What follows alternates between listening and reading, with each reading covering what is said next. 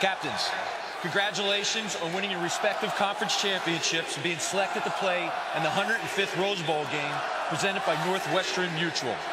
I am John McDade. This is Tom Quick. We're from the Southeastern Conference. It is my pleasure and honor to introduce to you today our distinguished guest, President of the Tournament of Roses, Mr. Gerald Freeney. Mr. Freeney will be conducting the coin toss today. Coin, please. Captains, this is the coin. On this side, we have the Ohio State University Buckeye logo. And on this side, we have the black block W representing the University of Washington Huskies. Mr. Freeney will flip the coin in the air and let it hit the ground. The team that wins the toss is the logo that's facing up. Mr. Freeney, would you do the honor, please?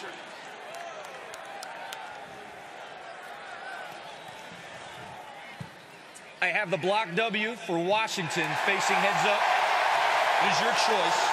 You're going to defer your option in the second half. You're going to want to receive the ball right now. Which goal? Put your backs over here. Ohio State, put your backs over here.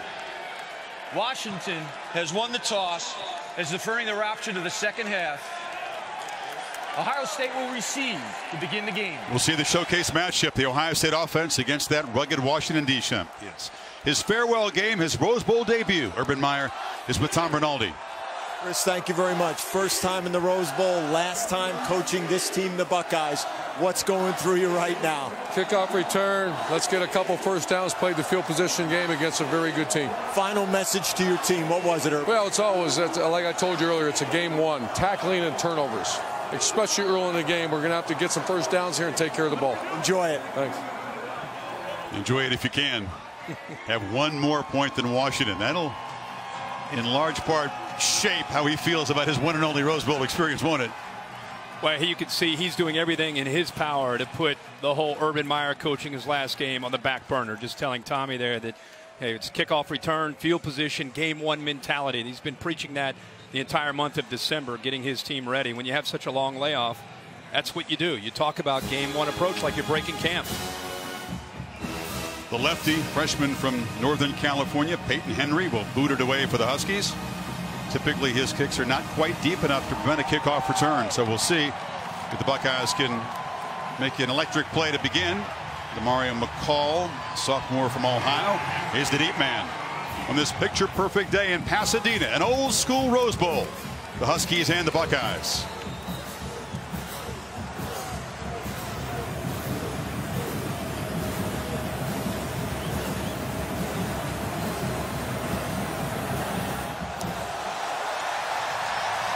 It is a high, deep boot, and here comes Dwayne Haskins, the Ohio State quarterback who literally is living the dream he declared as an 11-year-old in Columbus. What you think of Ohio State? This is awesome. Go to college here. You going to college here? Now, if you come to Ohio State, what position you going to play? Quarterback. All right. And a decade later, we're in that same headband and that same number 7 scarlet jersey. Here he comes after a season that's produced 20 Ohio State records. And a flag before the initial snap. Yeah, the right guard, Wyatt Davis, makes a move. 52. Backup who's starting today for Demetrius Knox. First down. A little bit anxious. Joshua Alabi is going to start in place of Thayer Munford, who's got an upper body injury. So we'll keep a close eye on some new faces, Kirk, up front for Ohio State. Urban Meyer just talked about first game mentality in the very first snap. The false start. J.K. Dobbins tests the middle of that stout Rusky defense, and Greg Gaines is a tough guy to move in there. Talked about that Ohio State offensive line and the challenge they face today. Yeah, Davis moves in at right guard. We talked about that. Alabi now 58 in at left tackle for Munford. Second down throw. Paris Campbell makes the catch, but it's dropped immediately for a loss by Brandon Wellington. You know, Ohio State throws back into the boundary there, and Washington just had them outnumbered. This is a veteran defense. You know, Greg Gaines leads them up front with his size. He's a great run defender. Burr Kirven leads the nation at tackles 25, but this is the strength of this defense. Byron Murphy, number 1, coming up with a lot of interceptions late in the year, kind of leads the way that back on the backside as a playmaker. Washington, a very tough third down defense. And the Buckeyes need 17. They rush only 3. Haskins has plenty of time to survey the field. Now he's running out of it, and he'll be dropped right at the line of scrimmage by Ryan Bowman as the Huskies force a 3-and-out. And we talked in the open, this isn't Michigan. They're not going to play man-to-man. They're going to rush 3 and drop 8. Look at all those white jerseys. So Dwayne Haskins is holding on to the football because there's nowhere to go with the ball. So they knew this coming in, that this would be a difficult and a different challenge for their pass game. And Washington wins round 1 there by getting a coverage sack. Drew Crispin, an excellent punter. Aaron Fuller, the Huskies' top wide receiver, is the punt returner, and he has to backpedal. It's a good boot. Fair catch made inside the Washington 30. What a strong statement by the Husky defense. And now here comes Jake Browning. We talked about the 4-year starter from Northern California. The numbers are sparkling. 39 wins is a conference record, but he doesn't have what many Husky fans would call, and the bar is high for them, a signature win. Can he cap this great career with a win in Pasadena? He is a quarterback that I think I have a great deal of respect for because of what he has been through. Today making his 53rd start. You mentioned the 39 wins. At one point benched this year. Instead of pouting about it, he led his team back to some victories late in the year to get here to Pasadena. A toss sweep to Myles Gaskin, the veteran with more than 5,200 career yards, and that's a very positive first down play. Got about 6. Now this offensive line got a big boost by Trey Adams, a consensus All-American before the season started, but it had some issues with his back. Is fortunate enough to be back. Myles Gaskin is unbelievable in the back. Ty Jones, a great receiver. Aaron Fuller.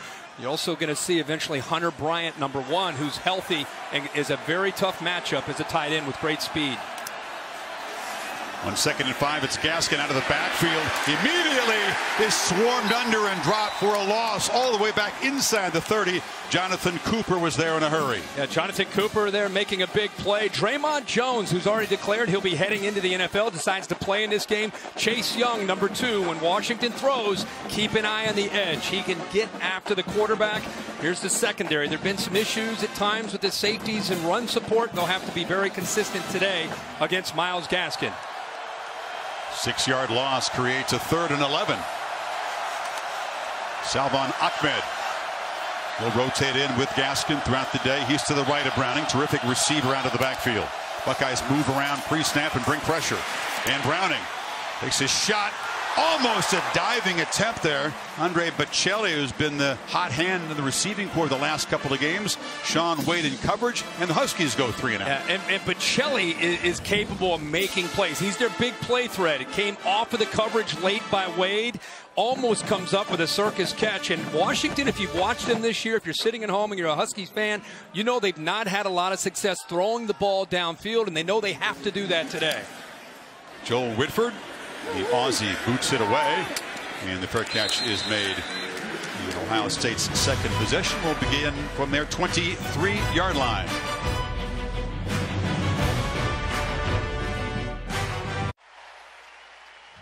It's a beautiful Southern California day. The aerial coverage provided by Goodyear. When you put in the hours, the reps, and the heart, nothing can keep you from being blimp-worthy. Goodyear, more driven. So both offenses 3-and-out on their initial possessions after a 48-yard punt. Ohio State begins at the 23. Mike Weber will rotate with J.K. Dobbins throughout the afternoon, playing his final game at Ohio State. The junior will come out wearing number 5 today. Haskins has time, looks short.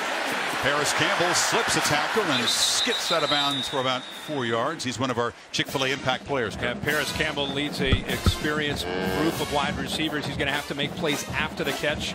J.K. Dobbins, if Washington's going to play a lot of zone, they're going to have to be able to run the ball. Number 2 leads the way. Ben Burr-Kirby, of course, we talked about earlier, leads the nation in tackles. Weber finds a crease, gets loose, and the first down of this Rose Bowl to the 35. Yeah, that time Ohio State double-teamed the big fella, Greg Gaines, who had his way with the Buckeyes on the opening series. They got a good push there, and it allowed the guard Wyatt Davis to get up to that linebacker, Burr-Kirby, to open it up for Mike Weber. Haskins flushed and will just scoot out of bounds. And Ryan Day, of course, who will take over as head coach, calling the plays, coming off a couple of excellent games against Michigan and Northwestern. Yeah, he sure did. I think Dwayne Haskins all year has been playing very, very well. He and Ryan Day seem to be in sync from the very first game. It's been a different approach. A lot of people talked about how Ohio State with Urban Meyer, and even Urban Meyer, Bowling Green, Utah, Florida, a lot of times he has a quarterback that can run. This year it's been different. Weber bursts up the middle. They were only one-dimensional in one game this year, and that was the big loss at Purdue when they were held to 3.2 per carry, Kirk. Yeah, this is what they're going to, this is their answer right now, is running the football. Good job that time by the center Jordan, the right guard Davis. They worked that right side, able to climb to the second level, which is so important against the Huskies. And on a first down, they get 10 more to the 40. Weber effective in his first series. And again, watch how they're able to get up to the second level and make blocks. This time it's the tight end, Barry, who gets up there, does a nice job, just kind of walls him off there. And so all you have to do is just get a hat on a hat. And against an aggressive Washington defense, it's one thing to hold steady at the front, but if you're going to have success running the ball consistently, you've got to be able to get up into the face of those linebackers, Wellington and Burke Urban. Weber had 3 strong runs. Now Dobbins spells him. Haskins from the pocket delivers a strike. It's behind the receiver. Those deep crossing routes for the tight end, Luke Farrell. They're trying to find those holes in the zone. Had a crossing route, and also Farrell going vertically up the field. You can see right there, Benjamin Victor thought it might be for him, but of course he was trying to get the ball to the big tight end.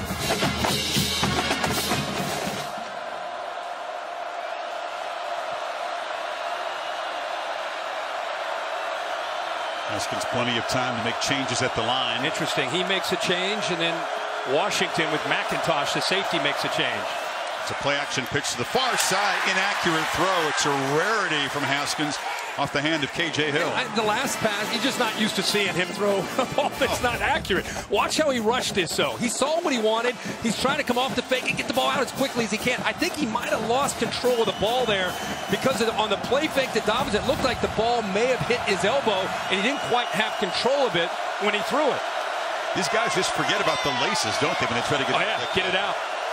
Mario McCall is the back on 3rd and long. Makes a move, breaks a tackle, gets within about 1.5 yards, so a 4th down decision here at the 31.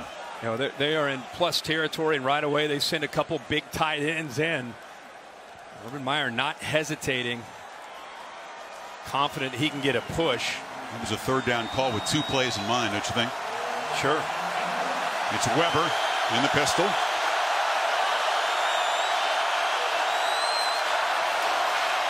And he's got the first down in the corner. Weber down the sidelines, knocked out of bounds. It'll be a first down at the 13. Well, that left side of the offensive line watched him collapse down and allows Weber to bounce this to the outside. Both the tight ends, Farrell and Barry, right there.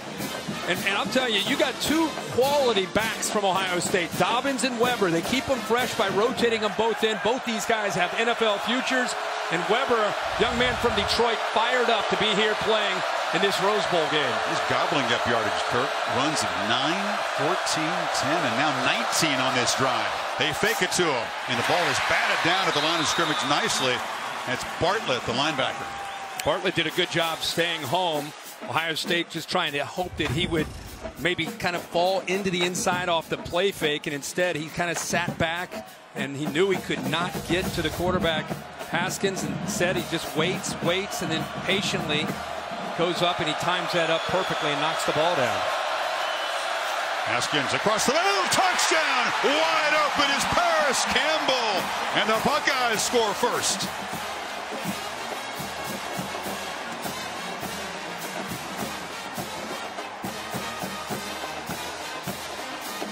Watch him use his eyes to move this safety right here. Nice job with the play fake, but the safety follows Dwayne Haskins' eyes as he looks left, opens up the middle, and that's where his man Paris Campbell is for the touchdown. Cabiel makes it 7-0. Chunks of yardage on the ground to set up the touchdown pass. Comes off that play action. play action look. Look at those eyes looking left. Safety has to react to that. Moves him 2 or 3 feet, and that's all he needed to do to create that opening for Paris Campbell for the Buckeyes to get their first score of the game. They're up 7.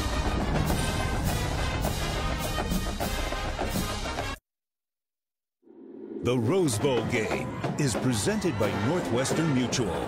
Spend your life living. And in part by AT&T. More for your thing. That's our thing. And Taco Bell's new Cravings Value Menu. Value beyond belief. Shaka Khan, the Grand Marshal of the 130th Rose Parade this morning. This is game 105, but it's parade 130, Kirk. And as you know from many around here, the parade eclipses the game. It sure does. People camp out for 3 or 4 days waiting to get their opportunity to see that parade. Buckeyes score on a 77-yard, 11-play drive. Dwayne Haskins' 48th touchdown pass of the season, and with that 12-yard touchdown reception, Paris Campbell goes over 1,000 yards this season. 5th Buckeye receiver to ever do that. I'll be able to boot it away. Sean McGrew is the deep man for the Huskies, and he'll take it at the 5. Called fair catch. That's a wise move because the Buckeyes kickoff coverage is very, very strong. Coming up next, you can cap off New Year's Day with the All-State Sugar Bowl from the Superdome. Number 15 Texas, number 5 Georgia, Big 12 versus SEC. Tim Ellinger trying to cap off a gritty season. Yeah, remember both these teams lost in their conference championship game. Texas to OU, Georgia to Alabama, 2 very competitive games. Who's got the competitive fire to go in despite that loss into this bowl game and wants it a little bit more? Jake Fromm and DeAndre Swift in Georgia playing great football at the end of the year. Kamari Pleasant, third back for the Huskies, is in the game. This is a running back, Salvon Ahmed. They don't hand it off on the jet sweep often. That's just the 13th time this season, so they break a tendency. Short gain. I think they're going to have to break some tendencies, and I think they're going to call their game based on how their own defense is playing. First series went well for their defense. Second series, not so much. So they're going to probably open up their playbook a little bit more because the way Dwayne Haskins and Ohio State's offense is capable of scoring, I think Chris Peterson knows he's got to be able to stay with them if they cannot slow him down. Browning rolling, chased, and has to throw it away. That's Aaron Fuller, well covered on the sidelines. Is going to be 3rd and long again.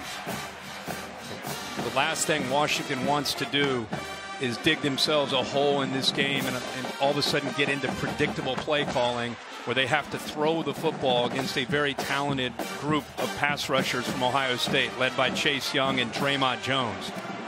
Both those guys, Draymond Jones has already declared he's probably going to be a first rounder. Chase Young is only a true sophomore, eventually an elite pass rusher at the next level. It's a false start. You know, Browning is going to do the fake clap occasionally to try to get the Buckeyes 56 offense to declare their defense. That time he fooled his lineman. Yeah, he fooled his own center. There was a little bit of a flinch there. The umpire all over it. And I was waiting for maybe to see one of the guards or tackles move, but it was the center who's one of the leaders up front. Nick Harris is an all-conference center.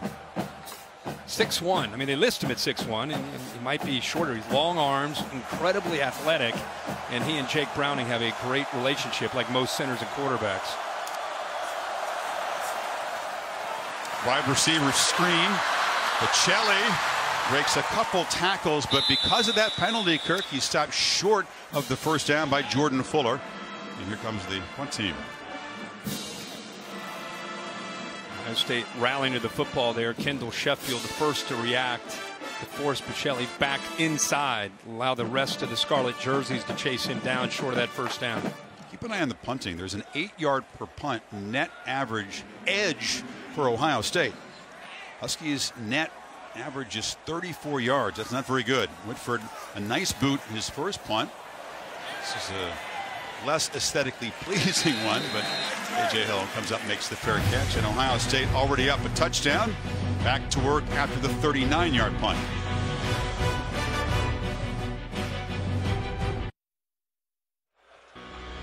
Going to throw for Louise Cisco, Sequoia High School senior, 101st Rose Queen. This is San Marino, California. Taco Bell bringing the best of the regular season to the Rose Bowl game. Visit them at Northwestern Mutual, the Taco Bell Liv Moss student section. Picking up the tab for students from each school so they can be here to join their teams on in Pasadena. Haskins and Ohio State from the 27. And it's a first down handoff. Running game extremely successful was Weber in the last drive. Dobbins gets this carry. Yeah, Ohio State really did a good job of mixing up their looks on this last drive. Wyatt Davis, remember, he is in for Demetrius Knox. Nice job of being able to climb up to that second level on 2 straight plays. Got the running game going, which eventually led to the pass game where Dwayne Haskins looks left, comes back to the right, and makes that throw for the touchdown. Trying to throw there, but pressure quickly from the Huskies, and Haskins incomplete as he backpedaled. It was Miles Bryant who came on a corner blitz that time. Yeah, they'll put him right over there more often than not as the star, that nickel back over the inside receiver, and they like to bring pressure. They can bring him again. Wow, empty backfield. Dobbins has the catch, fighting hard, stretching, but just short of the first down. Jordan Miller sprinting at the quarterback. Yeah, there's a flag down. Washington running players on and off, and I don't think they got off the field. There are 2 different Huskies trying to get off the field, trying to sneak in a substitution. Illegal substitution on the defense. The 12th player, the substitute, was unable to get off the field prior to the snap. 5-yard penalty from the previous spot. 3rd down. It's tough to sub in defenders, Kirk, when Ohio State is playing this fast. Yeah, you see the players running off. Ball is snapped right about now and unable to get off the field. So, in theory, Dwayne Haskins had a free play there. Sets up a 3rd and 2.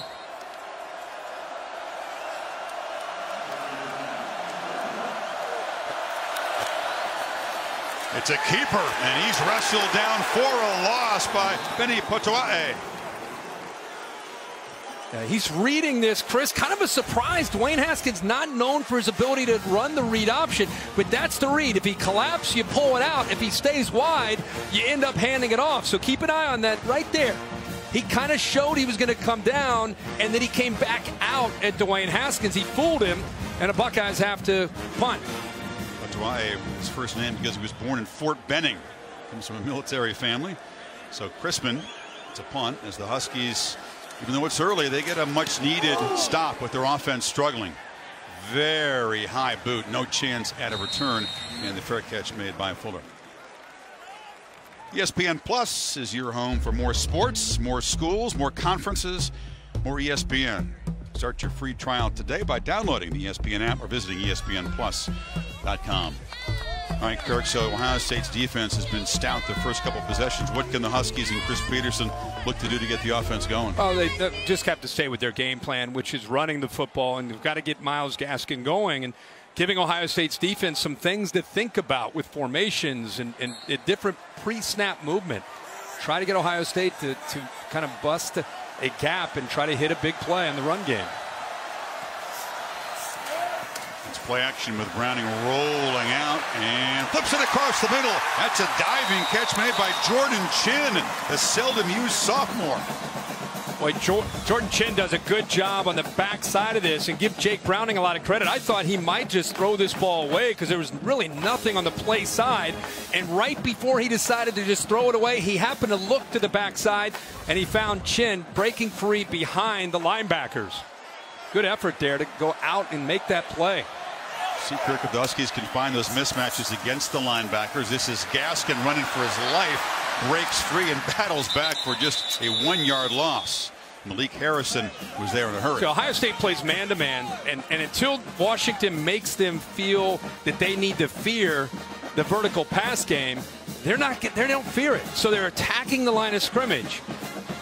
Jake Browning and his receivers, probably Pacelli, Hunter Bryant, somebody's going to have to make them pay for that approach because right now they don't fear that at all. And they're, like I said, crowding that line of scrimmage. Oh, we have a guy go down. Looks like an injury. Yeah, someone who along the Washington bench involved in a collision.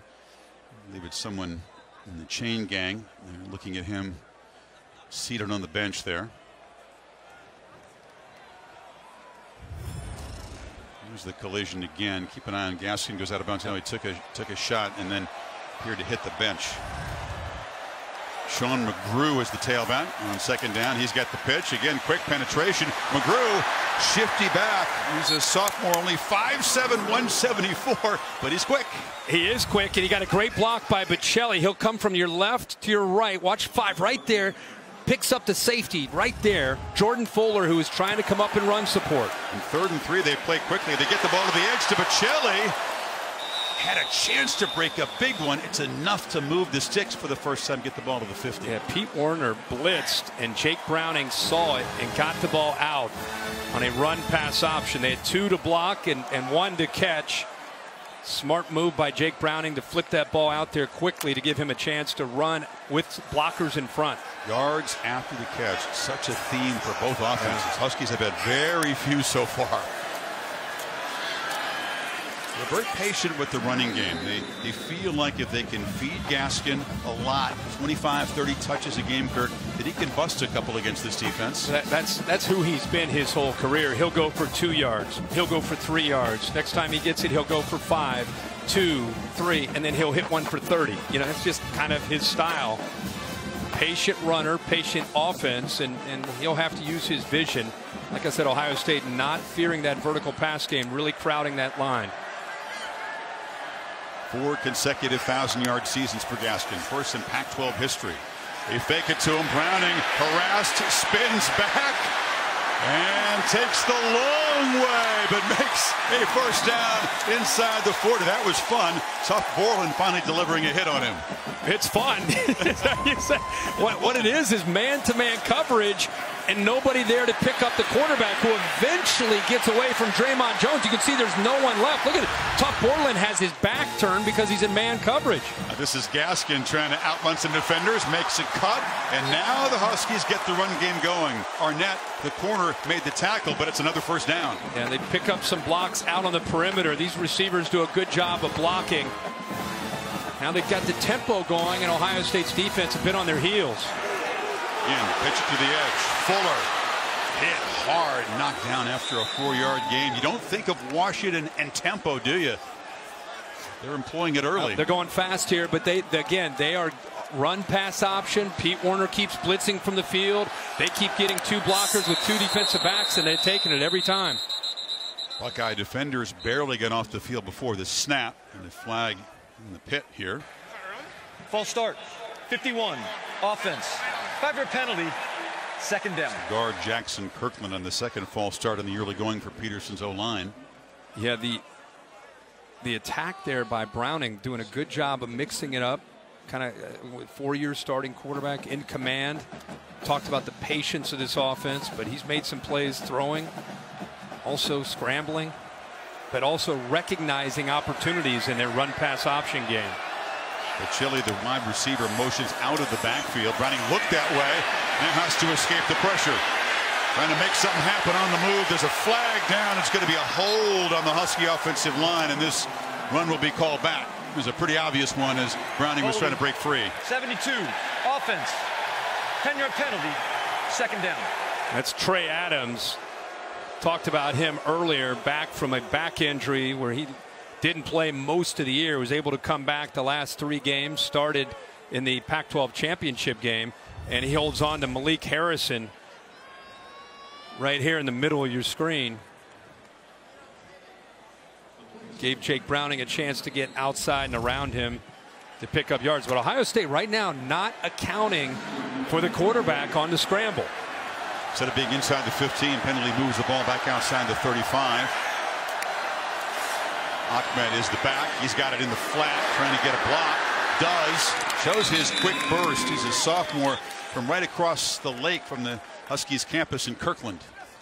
Well, he is a difference maker with his speed. Gaskin will do it with the. Oh, here we go again. Ohio State trying to get people on and off the field. Washington trying to go fast. If the offense doesn't substitute, the defense doesn't have a chance. And Washington, you can snap it. And Washington did not substitute there. That's why he's fired up. He should be fired up. They tried to make a wholesale hockey-style line change. All kind of Buckeyes running on the field late. SEC crew held things up for him. To respot the ball. It is now third down. I'm not really sure what happened there. Neither is Peterson. The ball went out of bounds, but watch it. Look at the Buckeyes. They're trying the best they can. Ball has clearly been spotted. Oh, yeah, of course.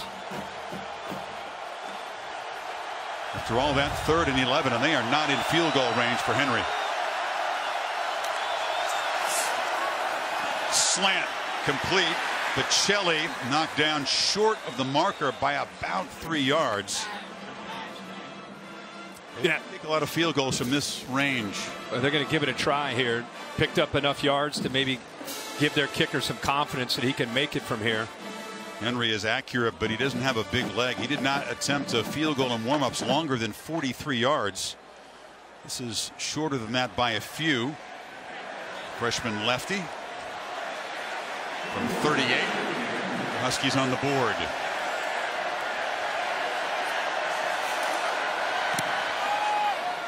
And it's true.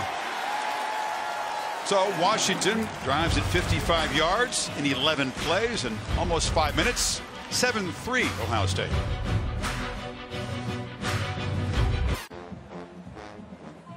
And the physical condition of the Huskies' best defensive player, Taylor Rapp, was the source of some internet rumors. Hip flexor has been the issue. Missed a few plays of the Pac-12 championship game.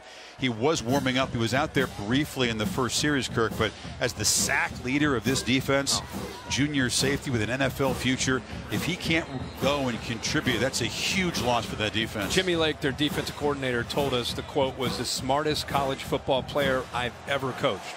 Said it can move him around to 4 or 5 different positions. So he's not just a safety back there as a thumper. He's an intelligent player that has a lot of versatility. And if he's unable to go, who knows if he's going to come back. But if he cannot go, that's a significant loss for the Huskies. And Brandon McKinney will step up for him, number 11, the sophomore. Injuries.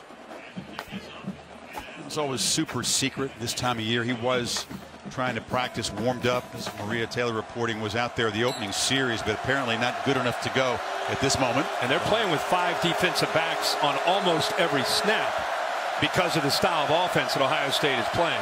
They've got some depth, but Rapp is really, really hard to replace because of all the things that he does. The left tackle looked like he may have flinched, the left side. See the Washington players right away pointing that out. False start. 58 offense. 5-yard penalty. First down. See the pre-snap chess match on both sides and the early Rose Bowl jitters of both offensive lines. Yeah, right. The tackle Alabi, who's again starting today. Thayer Munford, both he and Wyatt Davis, both have had a procedure call. Both of them in for their first times as starters in big game. Weber and a big drive, gaining chunks of yardage from the Ohio State drive that resulted in a touchdown, a short gain there. Alabi does have 225 offensive snaps this season, so he's seen the field. Yeah. But this is the Rose Bowl, and you're not the regular starter. Sure. Ryan Day has made it very clear that if you're going to play us this way and sit back and try to prevent the big play, not play man-to-man, we're going to run the ball. And so far, out of their 18 plays, 11 runs to 7 passes. Have been more effective running. Haskins, first downfield shot, and it's McLaurin who makes the catch into Husky territory. That's the accuracy you expect from Haskins. Yeah, that's what you're used to seeing him do. This time, again, because of their threat of being able to run the ball, it makes it a little bit different. But I think that time Murphy just lost awareness of where McLaurin was. Mix up maybe in the zone, did not get back deep enough. Weber bottled up, then bounces it in the final minute of this opening quarter. Ohio State threatening to add to their 4-point lead. This secondary, a veteran bunch, even though you lose Taylor Rapp, Bryant, Murphy, Miller, McIntosh, these guys have played a lot of football. Weber in the flat. He wrestled down by JoJo McIntosh. Ohio State, their coaches challenged their running backs and their receivers. If you catch the ball at 5 yards, you're going to have to get it to 10, 12 yards after the catch. End of the first quarter here in Pasadena. You're watching the Rose Bowl game presented by Northwestern Mutual on ESPN.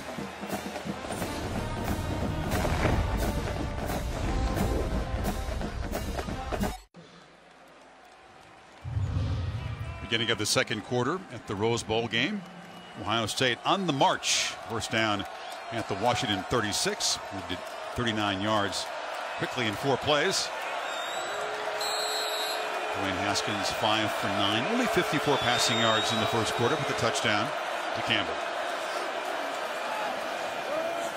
Weber gets wide.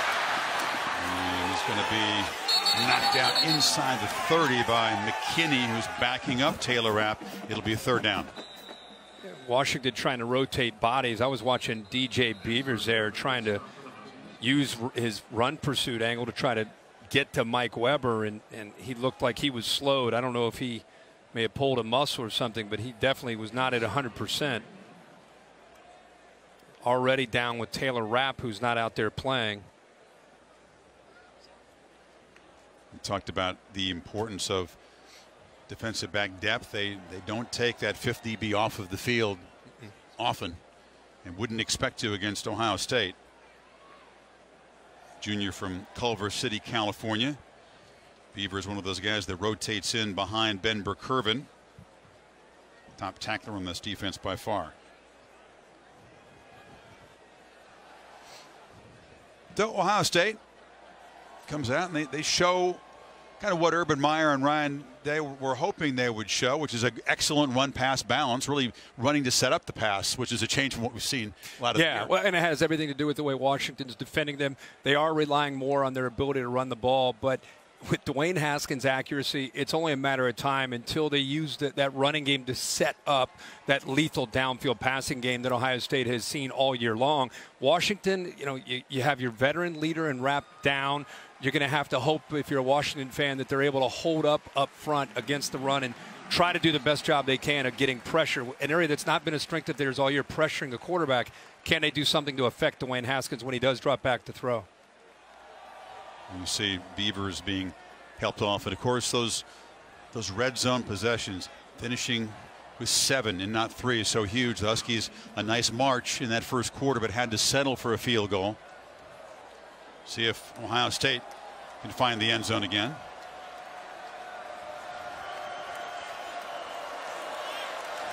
Second and 3.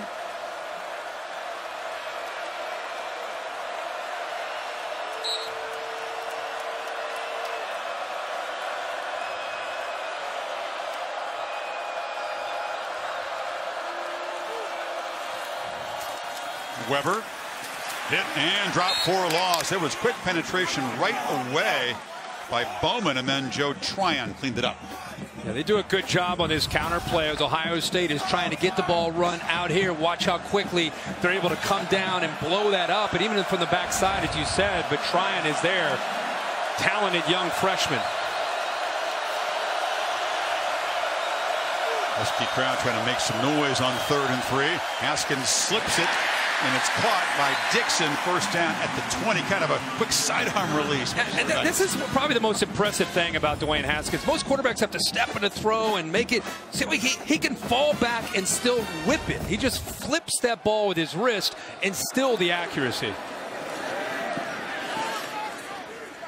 Buckeyes move the pile before Burkervin stops Weber. In the NFL, and a lot of people are assuming this could be his last collegiate game. In the NFL, it's not just standing back, stoic in the pocket, have 3-4 seconds to throw it. A lot of times, today's game, it's about being able to almost be that point guard on the break and flipping the ball like that from unusual and awkward positions. Dwayne Haskins has that mastered along with the accuracy. And he gets it that quick.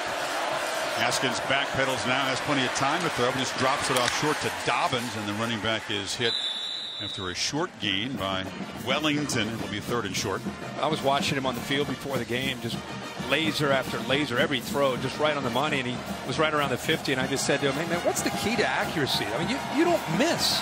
And he's talking about anticipation, knowing where to go with the ball really helps him get his feet right and his mind right. Beyond the throwing part of it, the other components of playing quarterback, the leadership, the toughness. Urban Meyer's been impressed by how he's improved that later in the season. Not naturally a very vocal guy. I think Isaiah Prince, the right tackle, moved again. False start. 59. Offense. 5-yard penalty.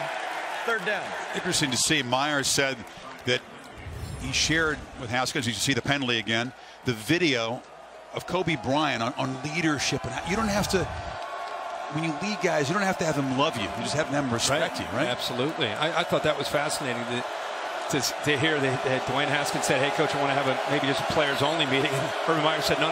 We don't do players-only meeting. You and I can meet with him. But he told him to watch some Kobe Bryant video, and he said from that point on, things seem to change as far as the intangibles are concerned. Haskins directing traffic, free snap, steps up, delivers, touchdown, Johnny Dixon! And you see the Dwayne Haskins repertoire. Look at the command before the snap and then the accuracy. And if you're going to sit back and zone, you better get after the quarterback because he's going to find the hole. And the hole is right there over the linebackers between the corner and the safety to Johnny Dixon. A good job by the pass protection by that offensive line up front. It's the second long touchdown drive for Ohio State. 75 yards, 10 plays, less than 4 minutes, and a 14-3 lead.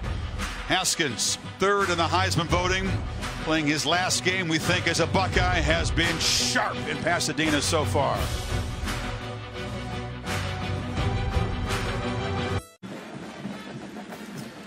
Almost difficult to watch any player exit stage like the Rose Bowl in a cart. That's DJ Beavers.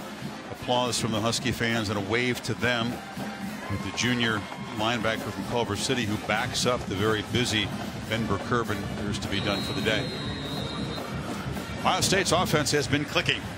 Haskins impressive. The running game has been rumbling through Washington's defensive front, and it's 14-3 early in the second. Sean McGrew is going to have a chance. Makes a fair catch, though. A lot of respect for the kickoff coverage team, and the Husky returner's obviously not even going to try it. So now Jake Browning, Kirk, things not working out well for his defense. You said they may have to adjust the game plan a little bit if the defense is struggling, which is unusual. Yeah, and I think they've been able to put that last drive together. A lot of it had to do with a balanced approach. Jake Browning throwing, scrambling, the running game with Gaskin. But the big thing was they threw a little up-tempo at Ohio State and got that Ohio State defense, which has been pretty confident and aggressive, a bit on their heels and a little more defensive, as opposed to just coming after him. I think they'll continue to use that up-tempo approach. Gaskin motions out, empty backfield. Ohio State rushes 5, and now it's a downfield shot. Trying to fight back to the ball was Fuller, well defended by Okudah. Okudah with really good coverage. Ohio State does a nice job of mixing 3 different corners into the game as often as possible. I'll tell you, look at Sean Wade, who's coming off the field right now, 24. I look at him, even though he's a lot of times playing nickel and safety, almost another corner with his background and coverage skills. Buckeyes trying to adjust as a bunch formation to the right. Bocelli makes the catch, makes a cut, and they rally to the ball at the 30. 5-yard pickup. Cooper stopped him. Yeah, they tried to use that bunch formation using a tight end, Otten, just trying to pick up, again, a physical block. But this Ohio State defense running to the football.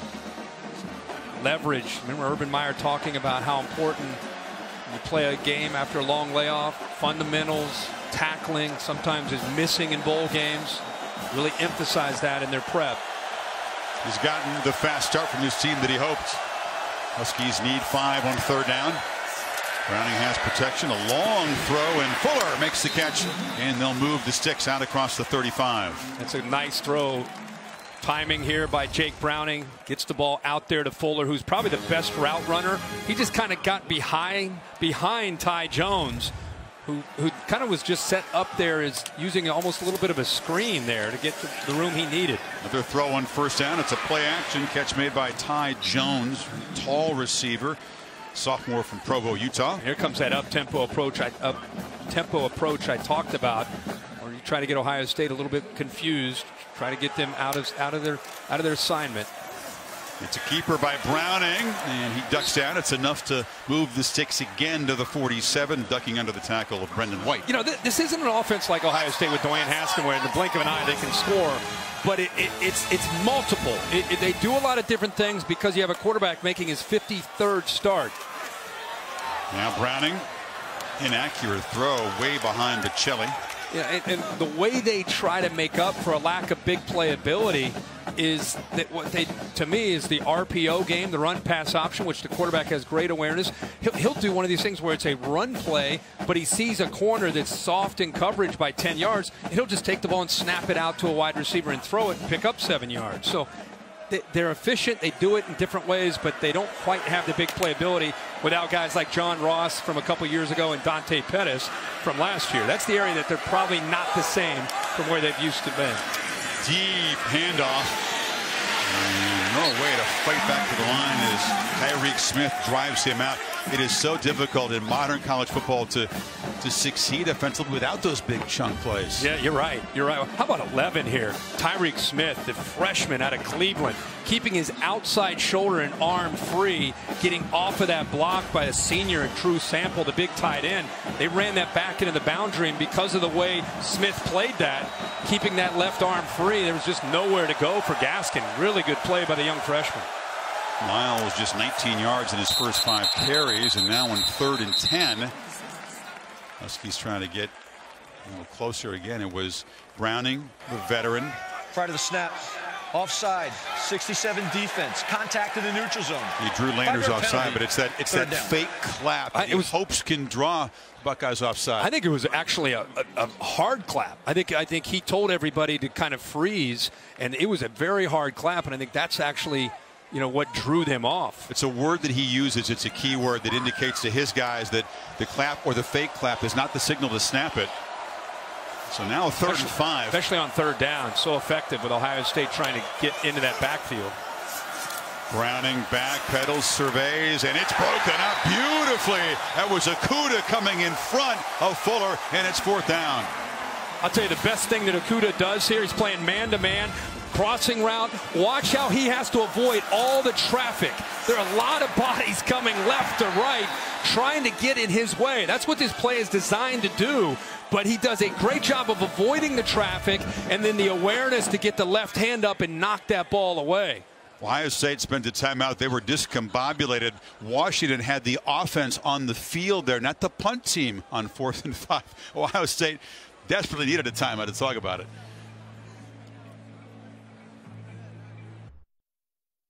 The Rose Bowl game, presented by Northwestern Mutual, is brought to you by Mercedes-Benz.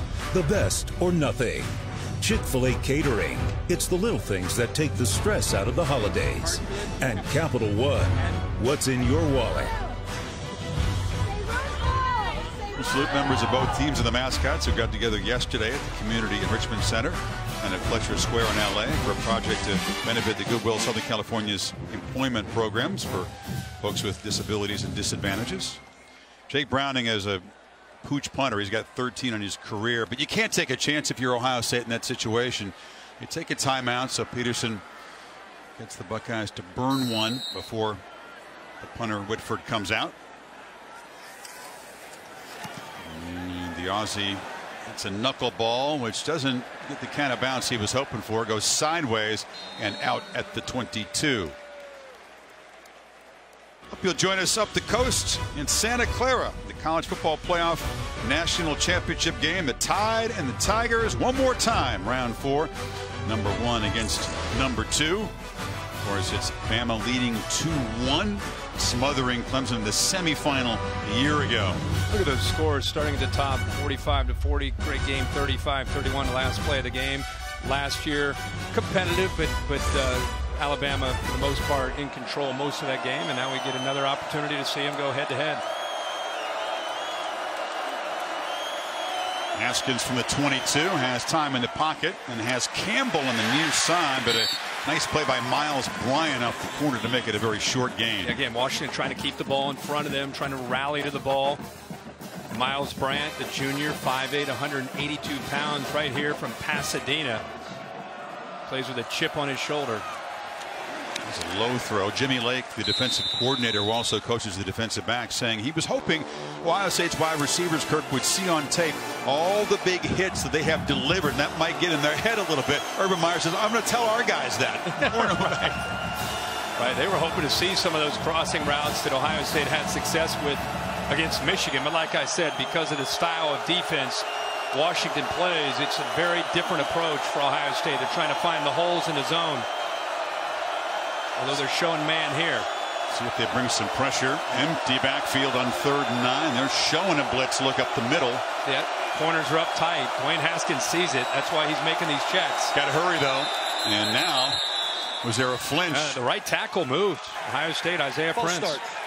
59. Offense. 5-yard penalty. 3rd down. You know, you're an offensive lineman. You're sitting up there forever, and you're having a hard time hearing your quarterback. In defense of Isaiah Prince, you know, you're waiting for that clap. You're waiting for the ball to be snapped, but you're up there waiting and waiting, and he doesn't see behind him that Dwayne Haskins is trying to check and do things to try to make sure the protection's right and maybe try to find a matchup against that man-to-man coverage that they were in. On 3rd and 14. Haskins has time, backpedals. Hill's got a long throw across the field, but not first down yardage. Stopped right there by Jordan Miller, and it's 4th. Yeah, when you're attacking that zone, it's about spacing and timing of the wide receivers. Washington's give them a lot of credit, taking advantage of that illegal procedure by the Ohio State offensive line, and they get Ohio State's offense off the field. Already seen the net punting come into effect. It was a poor one, a 26-yarder the last time the Huskies punted, and now Chrisman will try to boot it deep.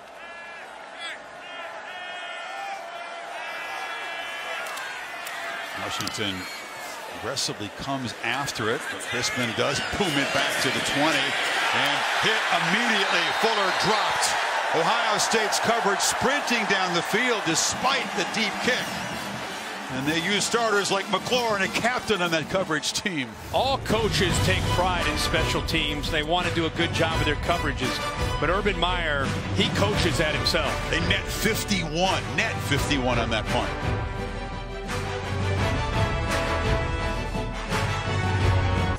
Husky fans on the sunny side of the Rose Bowl, welcome back. It's presented by Northwestern Mutual. But down on the scoreboard, 14-3 as they begin from their 20-yard line.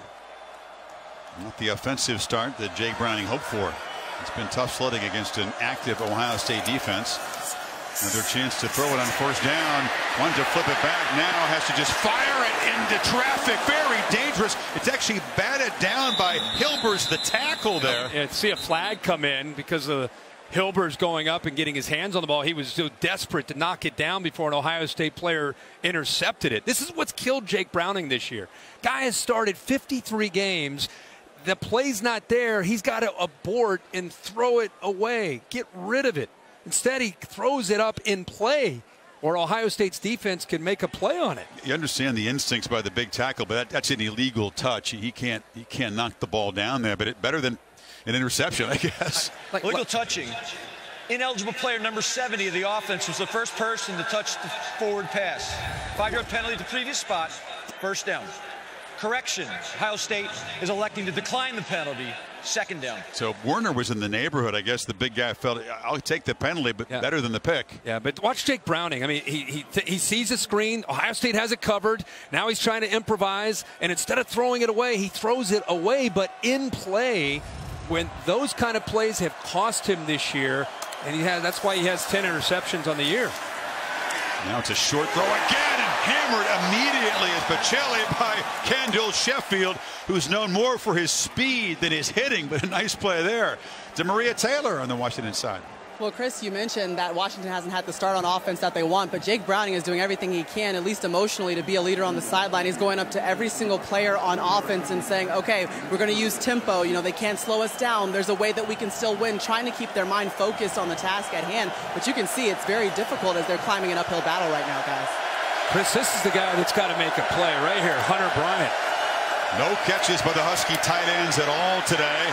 Browning scrambles, got near the line of scrimmage. He delivers it to Bocelli, who's got a 1st down yardage. That was a savvy veteran play. Yeah. Then he bounces back. See, he has confidence in his ability to improvise. He pulls the safety White towards him, and look how close Malik Harrison, the linebacker, came to getting a finger or a hand on that ball.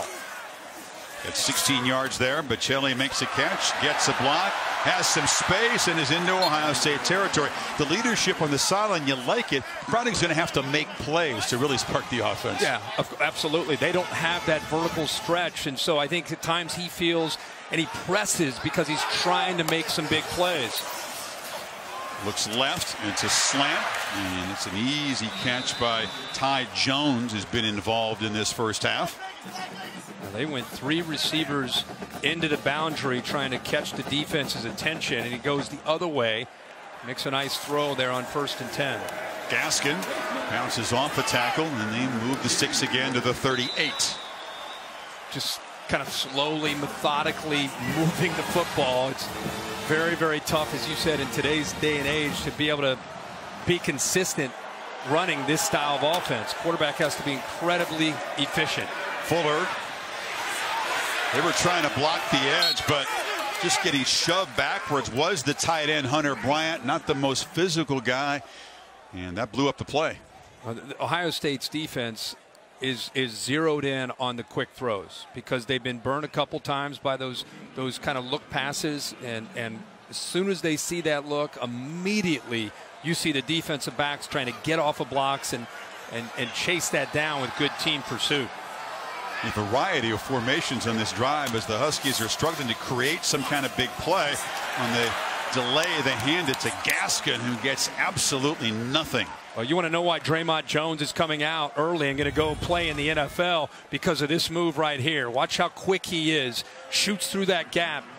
Nice job there with his quickness. I mean, keep in mind, he's 286 pounds, using his hands and his quickness with that first step. An elite player on the interior of the Ohio State defense.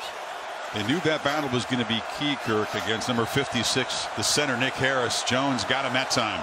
3rd and 10. Savon Ahmed is the back to Browning's right. Buckeyes bring some pressure, and Browning delivers from a pocket in traffic, incomplete. Beautifully broken up there by Sheffield. They had a nice series. Yeah, you're used to seeing Chase Young and Draymond Jones. Now they're getting pressure from Tyreek Smith. He somehow gets this ball off, and I thought he was going to come up with a heck of a catch. The ball got on him. Browning had to anticipate, because of that pressure from Tyreek Smith, get it out a little bit earlier, and they almost came up with the execution. Is Browning going to punt, or is he going to give it a shot here on 4th and 10? Yeah, drops back, and this will be the 14th punt of the quarterback's career. See how his touch is. Oh, he stopped almost it. bounced to the end zone. He stopped it. It's not bad. Ty Jones almost kicked it into the end zone, but he stopped it on that 1 yard line there. So the Buckeyes will start from the 3. And going to do something here, up 11. 4:26 until halftime.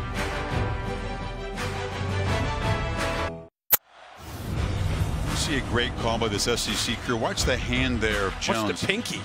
Right just there. Touched the ball at the 3. Because we all thought, boy, they downed it at the 1 yard line and they marked it at the 3. Give the officials a lot of credit for somehow seeing the pinky in real time. Yeah. So from the 3, it's Weber spinning and almost breaking a long one. It is first down yardage now near the 14 before McKinney, who again is filling in for Taylor Rapp, who's got a hip issue today. Great block again. Wyatt Davis is having a heck of a game at right guard. Does a nice job of sealing that off. And the big left guard, Pridgeon, gets up to the linebacker there. That's a battle Washington cannot afford to lose. The Buckeyes, when they're moving the ball, that line of scrimmage is being won by the scarlet jersey. Campbell, short catch. So far, not a lot of yards after the catch by the Buckeye receiver, something they're known for. That's been a victory for the Huskies so far, but the Buckeyes have still reached the end zone twice. Yeah, and something that both Urban Meyer separately, we sat down with him and he talked about the importance of catching the ball and immediately getting upfield vertically, and then a half hour later sitting down with Ryan Day, big key to him, receivers catching the ball against zone, turning immediately, not dancing, getting upfield vertically. We're calling it what, catch and knife? Yeah, knifing upfield. Weber bouncing off a tackler, bouncing off another man, knocked out. First down yardage again at the 31. It was Bartlett. Running that counter play, following the left guard, Pridgeon, also the tight end. It's like the freshman that time, Ruckert, leading the way, but that's good instincts by Weber on that cutback, just trying to run to grass. Ohio State trying to impose their will against this zone coverage, trying to win the line of scrimmage, and eventually going back to Haskins to throw.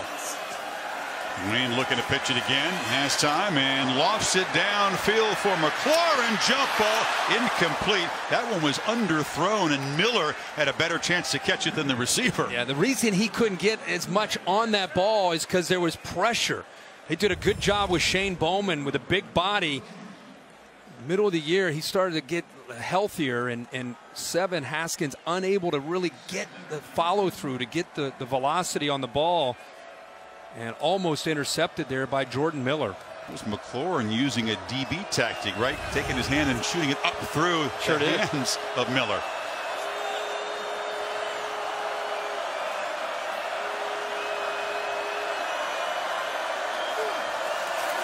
Fake it to Dobbins, and Haskins across the middle.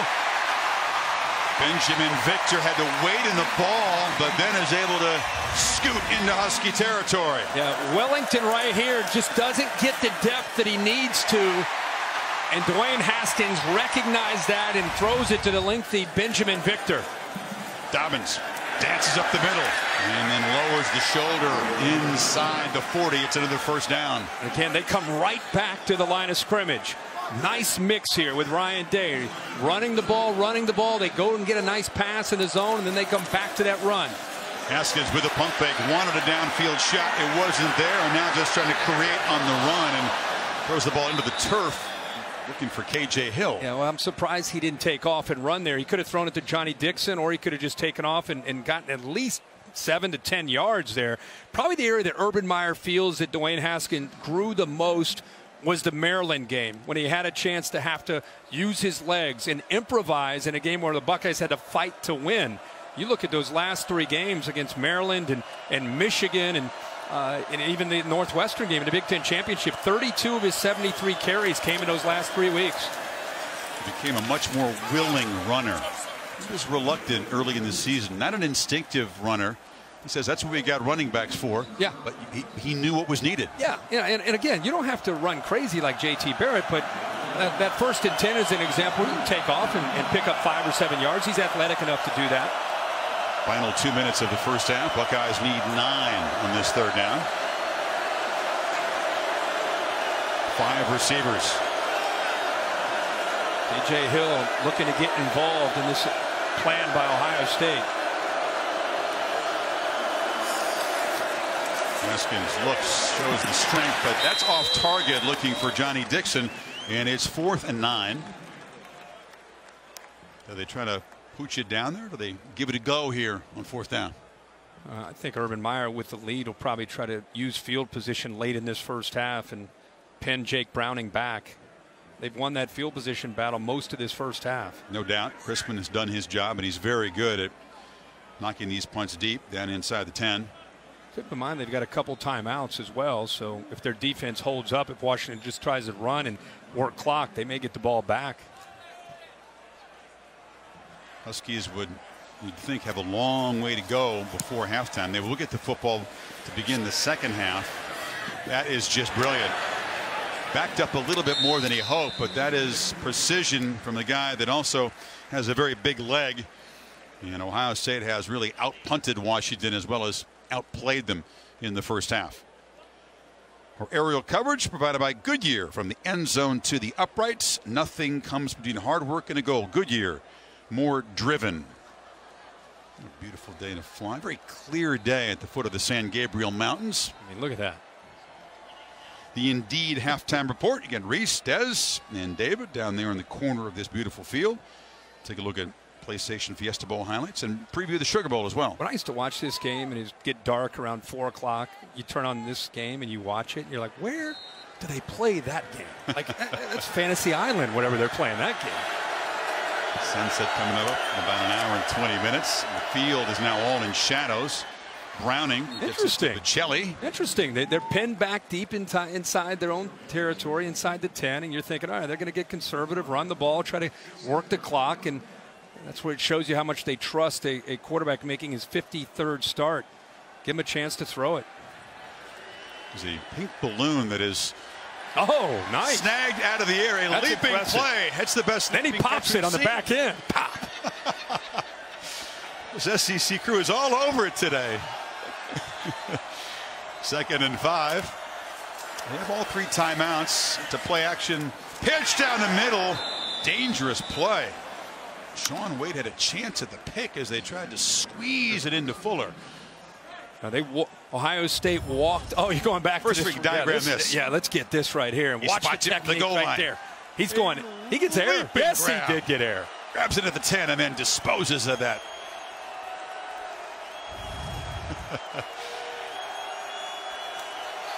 There's going to be an internet star for that play. Yeah. It's already on Twitter. 3rd and 5. Ohio State, if they can get a stop here, will have time and should have good field position. It's a low snap. Browning fires incomplete. That was all on the quarterback. Pressure wasn't there. Fuller was open. And now it's 4th down. Yeah, they brought Pete Werner on a blitz, and also Browning right here and also right here. Nobody picks up the quick slant, and Browning is not affected by the pass rush. He has time. Werner did not get into his face, and I think Chris Peterson knew he had a 1st down, and instead he ends up having to punt, and Ohio State didn't have to use either one of their timeouts, so they're going to get great field position and a chance to get points. They blocked 3 punts this year. Come after it, and Whitford gets it away. It's not a thing of beauty, but it backs uphill at least to his 42-yard line. So exactly 1 minute to go in the half. Good field position. AT&T giving their best. Looking at Dwayne Haskins. First half. First touchdown. He looked off the safety, got him moved over to the left, came back and threw it. Haskins at times just doing a very good job. You can see the presence in the pocket against that zone. Thanks to that offensive line doing what they needed to do there to give him time. He's able to find Johnny Dixon for a touchdown.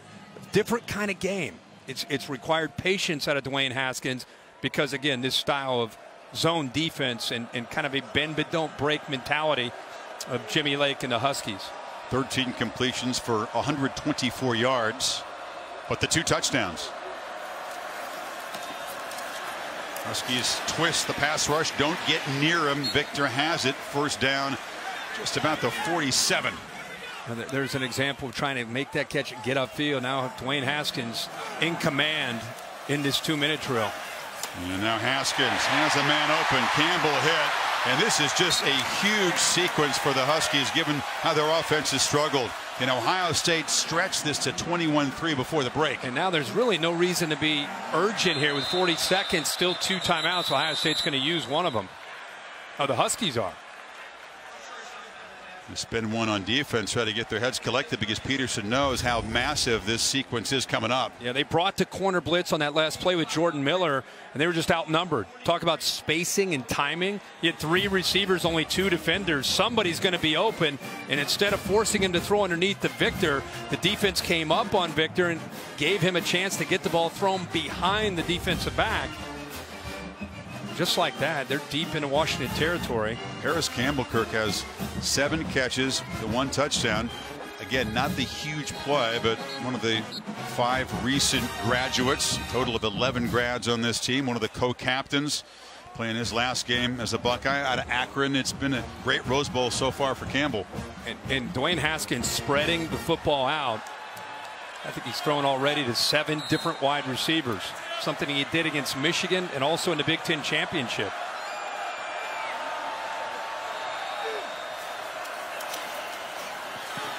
Clean pocket. Haskins downfield, and a flag comes in. They look for Victor, and Jordan Miller ran into him to prevent a touchdown. And Jordan Miller was beaten on the play, never located the football. Pass interference. And just ran directly into Victor as he's trying to come back to the ball. An automatic 1st down. He got right behind him, doesn't see the football. Victor's trying to come back, and clearly pass interference there. See the eyes? 15-yard penalty, better than a touchdown, he felt. Yeah, that's all he could do. See the eyes of Benjamin Victor there. Defensive backs, when they're beaten like that, they've got to read those eyes, indicating that the football is close, and you got to turn around.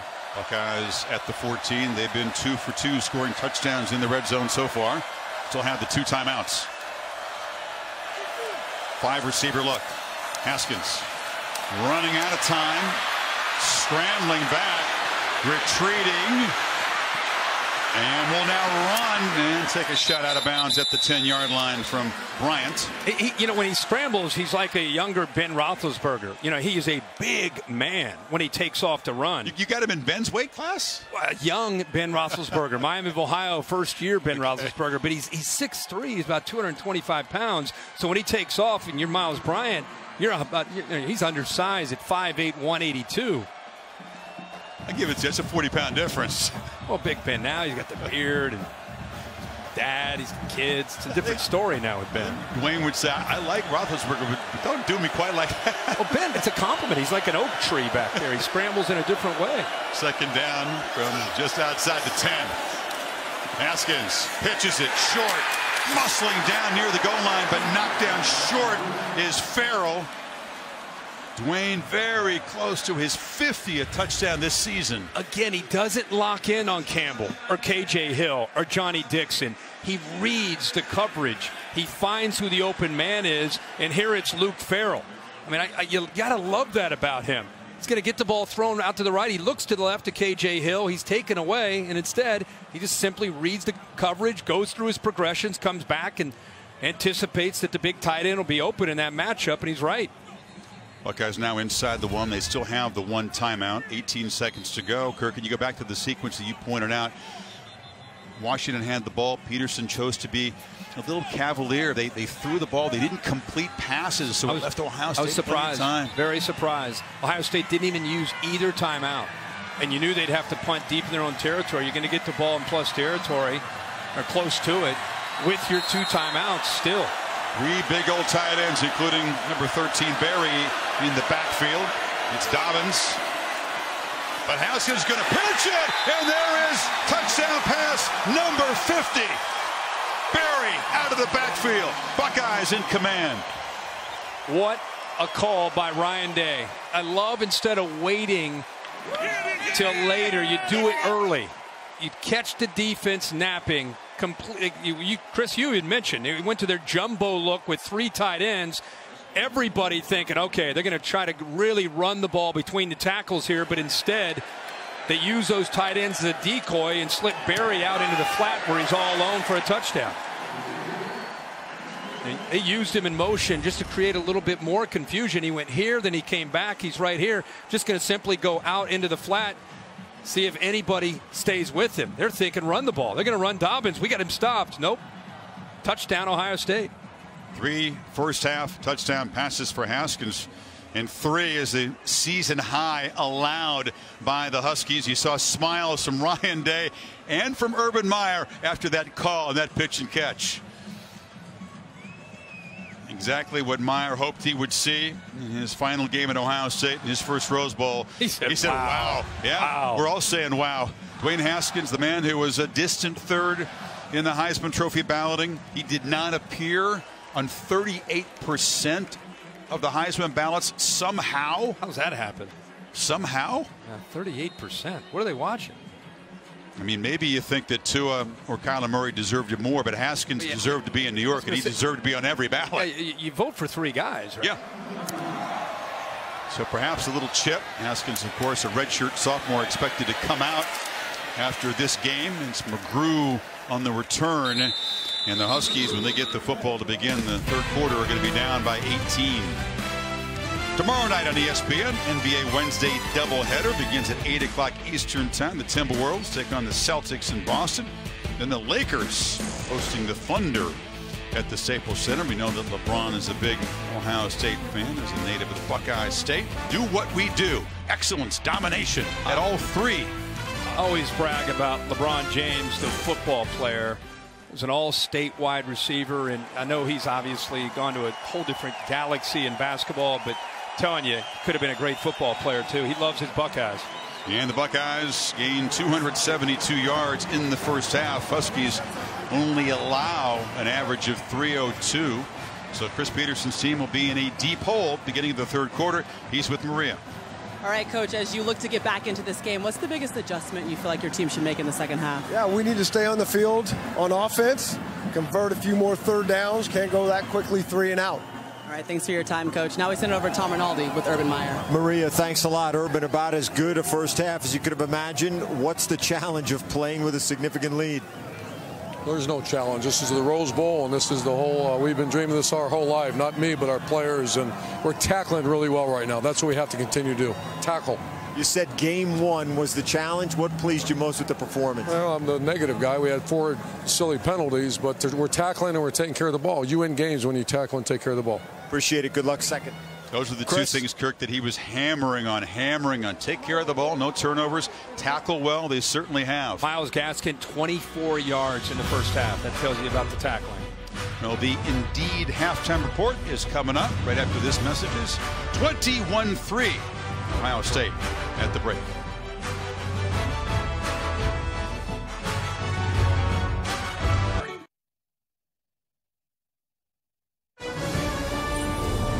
Welcome to the Indeed Halftime Report. Methodical and commanding. Ohio State up on Washington 21-3 at the half. The Ohio State band performing a Queen tribute under the direction of Dr. Christopher Hope.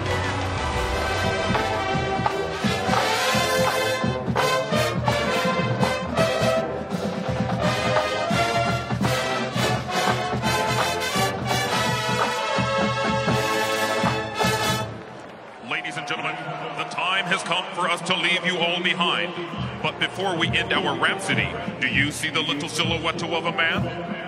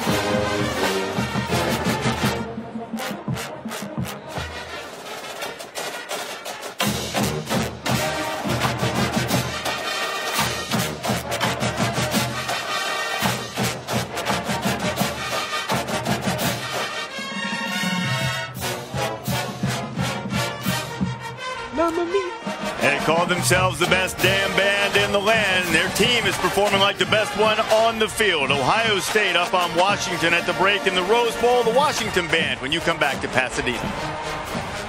The Indeed Halftime Report is brought to you by Indeed, the world's #1 job site.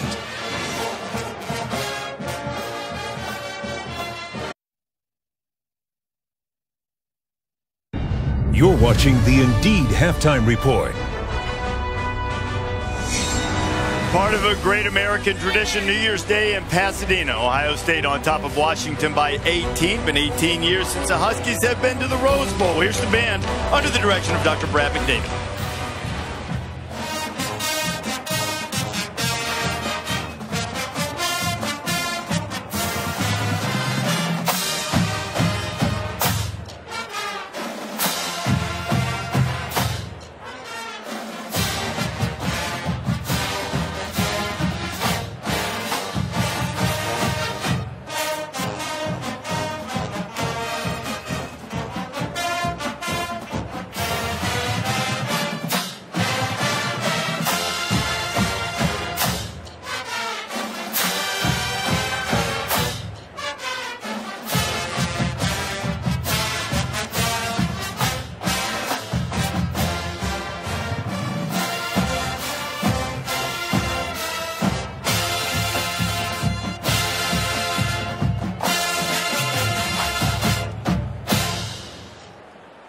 The band closes its show as it pays tribute to the longest-running show in Broadway history.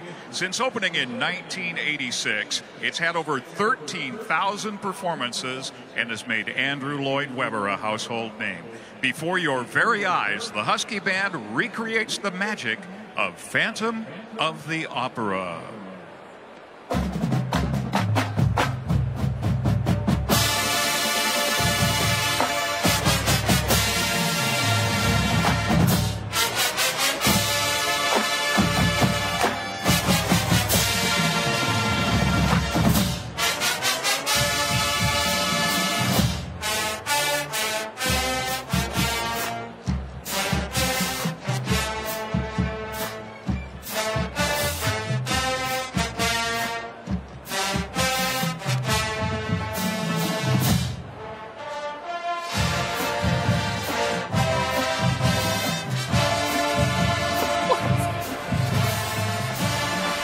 Great performance by both bands. Crowd here in Pasadena enjoying the Washington Band as they wrap up. Desmond and David will join me. We'll talk second half adjustments in a moment.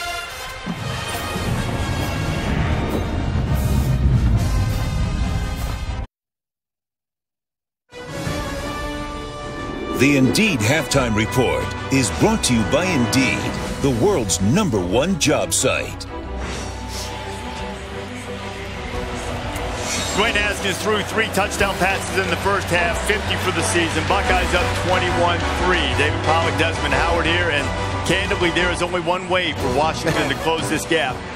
Recruit. I mean, it's a physical mismatch. Me and Dez had some X's and O's. Go ahead, Dez. You got some X's and O's. I tell you, to me, they have to go up tempo and still stress the Buckeyes defense, east and west. I think they were experiencing a lot of success when they did that. They're going to also have to take some shots down the field. You got to go vertical. Number 3, they're going to have to score a non-offensive touchdown, David. Well, I think you said it. They got to take shots down the field. I think Jake Browning has proven he doesn't have the strongest arm, so everybody's sitting on everything. Very aggressive, taking everything away underneath.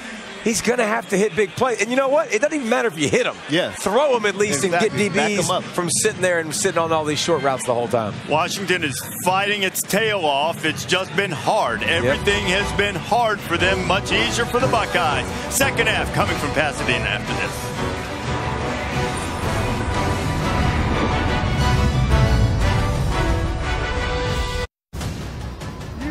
Fans, this is the moment you truly all been waiting for.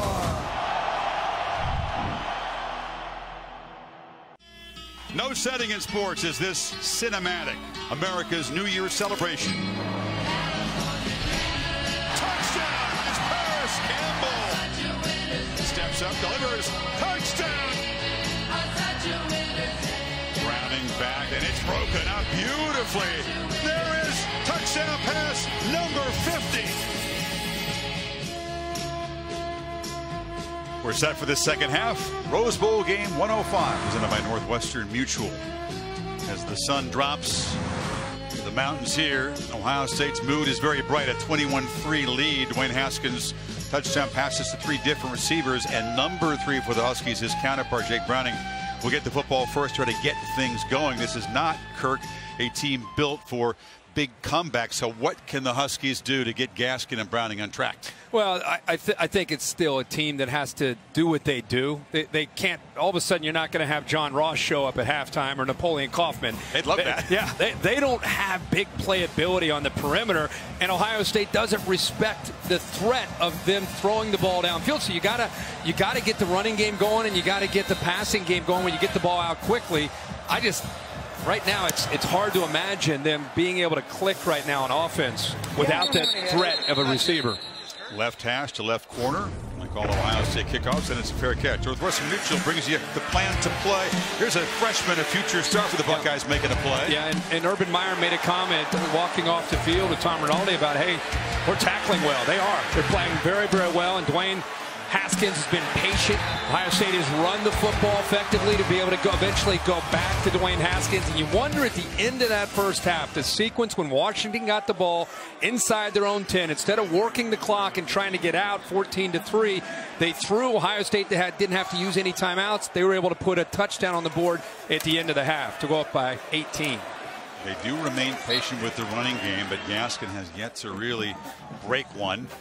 Ohio State 3 for 3 touchdowns in the red zone, and that's always a massive factor. Huskies have yet to get down to the red zone. No, not at this point. And I know Urban Meyer and Greg Schiano and the whole defensive staff have to be very proud of the effort of the Ohio State defense and the way they're flying to the football against that run game of Washington's. These are the two units on the field that were heavily criticized by their fan base. Despite successful seasons, the fans have high standards.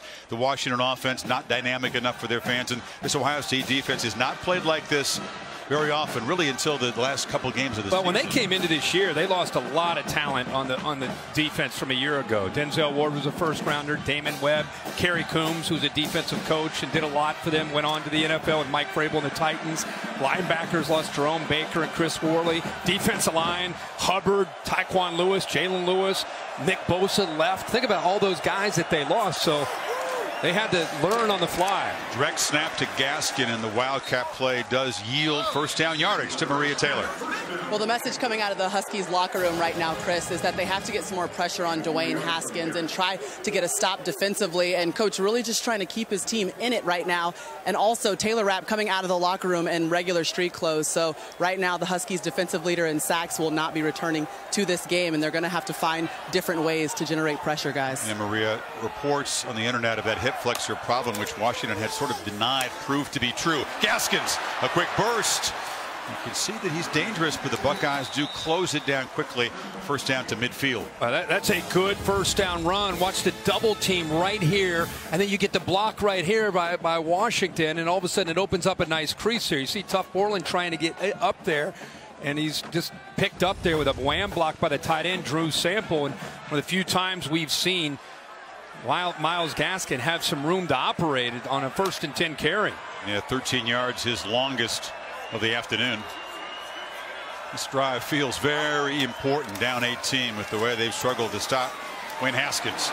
Gaskin in the clear again, weaving his way for another nice gain, another first down. Now there's his patience, and you'll see a nice block he picks up by Bocelli on the safety right here. Right there, he does a nice job, effective block, and that's what, instead of it being a 5 or 6 yard gain, the block by Bocelli allows him to be able to get even further to extend that play for a first down. Now all of a sudden you get the linebackers and safeties aware of the running game. That's where play action can be more effective, as much, again, man to man that Ohio State plays. Savon Ahmed picks his way for a short gain. Draymond Jones stopped him. Schiano and Meyer will be trying to keep this defense from letting their guard down. They played so well. Don't want to let the Huskies cut into this lead very quickly in the third quarter. Still need to play with the same urgency that they were playing with in that first half with that lead. Schiano was an assistant for Penn State, and they had that powerhouse team in the '95 Rose Bowl, beat Oregon. Browning swarmed and sacked back at the 40. Jayshon Cornell, a backup defensive end. Ohio State brought the house. They brought everybody, and the offensive line just didn't know what to do. They didn't know who to pick up. Miscommunication, frees up right away. Jayshon Cornell's able to get in there, but the rest of the defense, you can see they brought linebackers. They brought a safety there. So Greg Schiano rolling the dice on second down, and it pays off for Ohio State. The back end's had some problems this year, but that front, it is deep, athletic, and dangerous. Third and very long, they try a run, and he is swarmed. That was Davon Hamilton, another talented backup making the play. Yeah, they do rotate a lot of bodies. This time he comes from here. We've seen Draymond Jones with this ability to be able to shoot through those gaps. The depth, the athletic ability, the quickness of that defensive line, winning the battle up front. But go back to the blitz by Greg Schiano there. Great call to get an aggressive offense coming out in this second half behind the chains. Huskies again failed to reach the red zone. They get close, but they are knocked backward, and Whitford knocks it into the end zone for a touchback. Dwayne Haskins, his turn. He'll get the football back, up 18. Check now with Tom Rinaldi on the Ohio State sideline. Chris, talking to Ryan Day as he made his way out of the locker room, he said the message to the team at half was simple. Don't take a deep breath. Play this game as if from zeros. Don't allow Washington to get any momentum or belief. You give up a score, suddenly they get the momentum. Secondly, most pleased offensively with the run game. We talked, Chris, about the quote-unquote knife game, getting north and south. Most pleased that they've done that as Haskins connects. He does. It's Paris Campbell off that play action as the Huskies were loaded up against the run, and they moved the ball out near the 40. Great job on 1st and 10. Linebackers out of position. Paris Campbell saying, come on, Dwayne, give it to me, give it to me. I'm ready to go. There's nobody in that second level of the defense. Everybody expecting the run game. And there's no throttling back on the tempo. They're playing quickly despite the lead. Dobbins knocked down after a short gain. And if you're playing with the lead, you love to hear that aggressive attitude. Instead of, hey, you know, we're going to work the clock and, let's continue to just try to take our time. Instead, let's keep being aggressive. Let's keep attacking a team that's down by 18. Haskins, again, 0 pass rush. Campbell knocked down immediately. It's a short gain. It'll set up 3rd down and 3. It's a bad combination when all year Washington has not been able to rush the quarterback. 101st in the nation with only 21 sacks. And against a quarterback that's incredibly accurate, it's a bad combo. It's Campbell, makes the catch, knows exactly where the marker is, gets enough to the Huskies 48. Yeah, zone defense. It's been that way most of the game. Receivers using head on a swivel, look around, find the soft spot, make sure you're beyond that 1st down marker. It's exactly soft on 3rd and 3, though. Yeah, exactly what Campbell's able to do.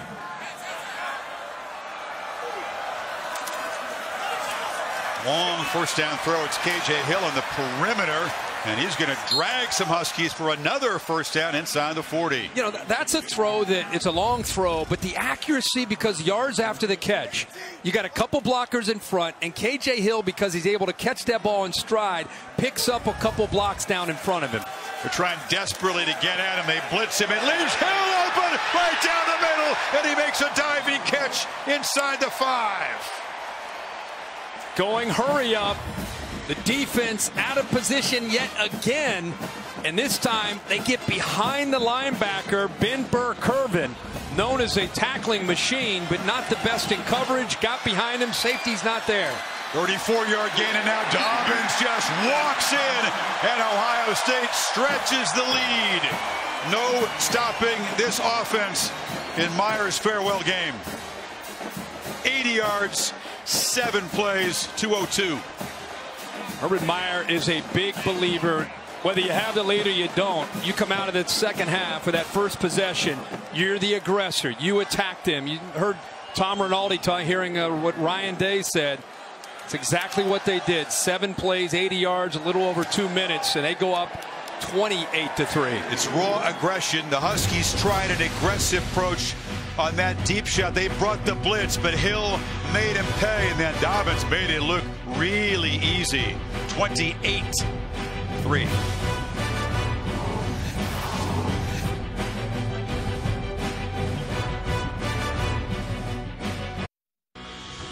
The Rose Bowl game, presented by Northwestern Mutual, is brought to you by Gatorade Thirst Quencher, the proven sports fuel.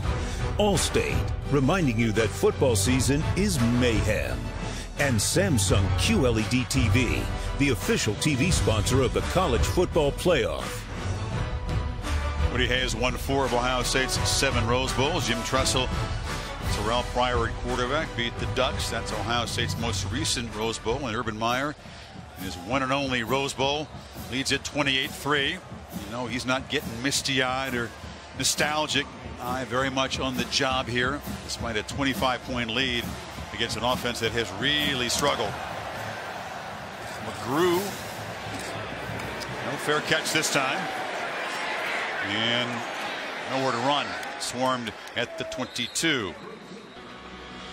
Good one tonight. Looking forward to seeing Texas and Georgia in the All-State Sugar Bowl. Sean McDonough, Tom Black, Tally on the call down there, 8:45 Eastern time when we are done. Also available on the ESPN app. Give a pick in game day this week. I think this could be a great game. I think Georgia, more talented team. Find out. Both these teams lost in their conference championship game, and Sam Ehlinger, who's been playing with a banged-up shoulder most of the year, has had a chance, obviously, to get healthy. But Georgia, man, clicking with DeAndre Swift and Jake Fromm. Second half of the season. Buckeyes really crowd the line on first down. And Browning rolls out. Another broken up pass by Okudah. He's trying to get the ball to Aaron Fuller. Nothing working, even when they try to throw on first down. Boy, Okudah trying to stay with him. This has probably been the best chance that they've had, is these backside routes. Never quite got a hand on it, but he was able to run in stride and make the throw tough as far as the accuracy there for Jake Browning. Okudah's a good-looking young corner, 6'1", 200 pounds, out of Texas.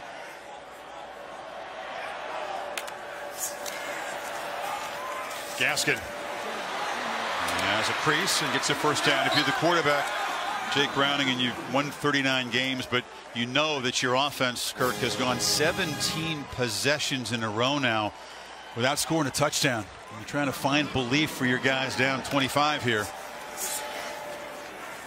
First down run, short gain. I think when you watch college football today, whether it's a spread or it's more of a traditional offense, you have to have answers. You have to have the ability to run, and you have to have the ability to throw. If teams load up like Ohio State's doing against their run, you got to make them pay for it with the passing game. It's not all on Jake Browning. He's got, for the most part, possession wide receivers. And when a team's playing man-to-man, you can't get the ball thrown downfield. Man, it makes it hard on the passing game and the running game. Pacelli has been busy. Broke free initially. He's got a nice good burst. Malik Harrison closed him down. It'll be third down. And those 17 possessions, close your eyes. How many times can you envision this Washington offense throwing the ball effectively 20 yards or longer downfield? Well, they try a run. Vince Gaskin doing a good job. He bounced free of contact and does get a first down. There is a flag down. Yeah, they only take about 4 deep shots per game, which in this modern era, that's a very low number. No, and I just think that it makes it really hard, and they haven't been the best in the red zone. So it makes it hard against this kind of a defense with these kind of athletes to go 10-play drive, 12-play drive. There's no foul for a face mask by number 25 of the defense. The grasping was at the shoulder pad. First down. Their thought was, because they've struggled so much in the red zone, they might take some shots downfield outside of the red zone. But they haven't done that. They've only had 2 opportunities to even threaten to score. 5, Pacelli's a guy that can get downfield. We talked about the tight end, Hunter Bryant. We haven't seen much of him at all. Those are really they're 2 guys that can make a play downfield. And if you don't make a play downfield, it makes it easy for a defense to squeeze the rest of your structure and your offense. Dump it off short. Ahmed. Tackled at the 46 by Chase Young. How about Chase Young drop in there? Think of Chase Young. Think about one of the better pass rushers in the country at 6'5", 265, a sophomore.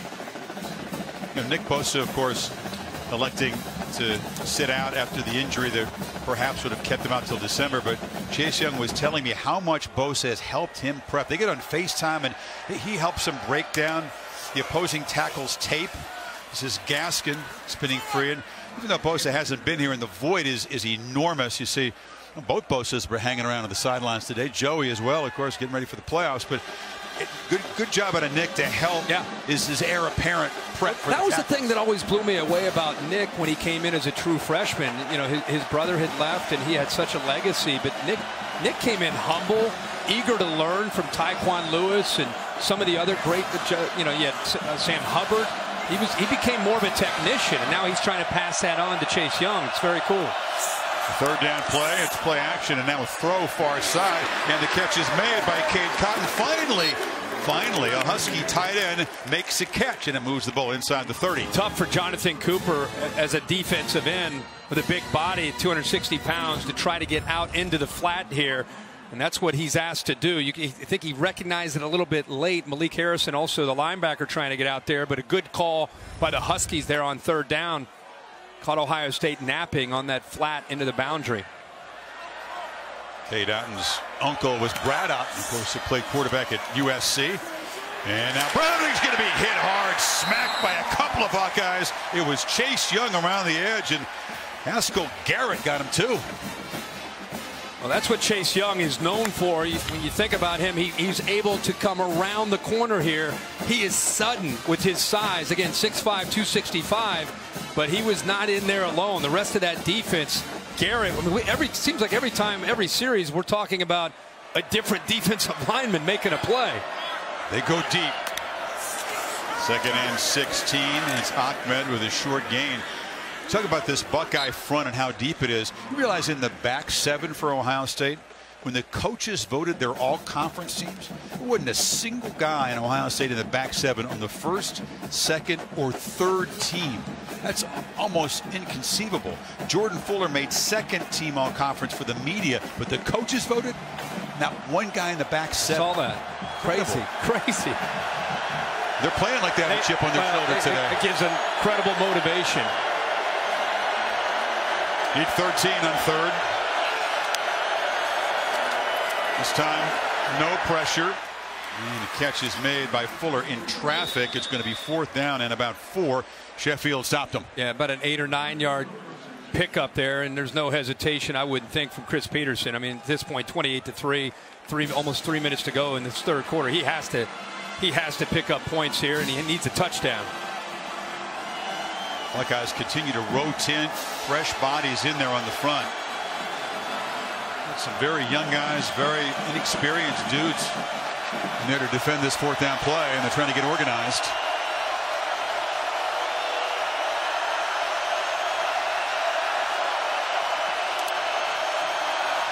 Browning rolls, retreats, and fires far side. Broken up again. Okudah's having a monster game. Good job here by Okudah, but late by Jake Browning. I don't know what he was waiting on. Look out into the flat. He's got an open receiver in Fuller now, but he waits, and it gives the very athletic Okudah a chance to break on the ball and knock that ball away. The Huskies, again, don't come away with points. Dogs are in the building. Jake Fromm in Georgia headed to the Superdome. The All-State Sugar Bowl coming up against Texas. He wasn't one of them, but there were some Georgia players tweeting about Notre Dame's loss in the playoff game and feeling like Georgia deserved to be there. Not ideal heading into a bowl game. Now you gotta go back it up. There's a run to Weber. He's trying to get to 1,000 yards for the season. And there's the beautiful sunset. Golden light in the San Gabriel Mountains here. I know you're looking forward to the sunset. I do. I do. Takes me about back to 20 minutes to wait. Being a kid, it's beautiful. There's a 1st or 2nd down incompletion. That breaks a string. Haskins had completed 9 in a row. He was 5 of 5 on that touchdown drive. Paris Campbell today, Kirk, by the way, 10 catches is a career high, and 89 for the year. So that's an Ohio State record.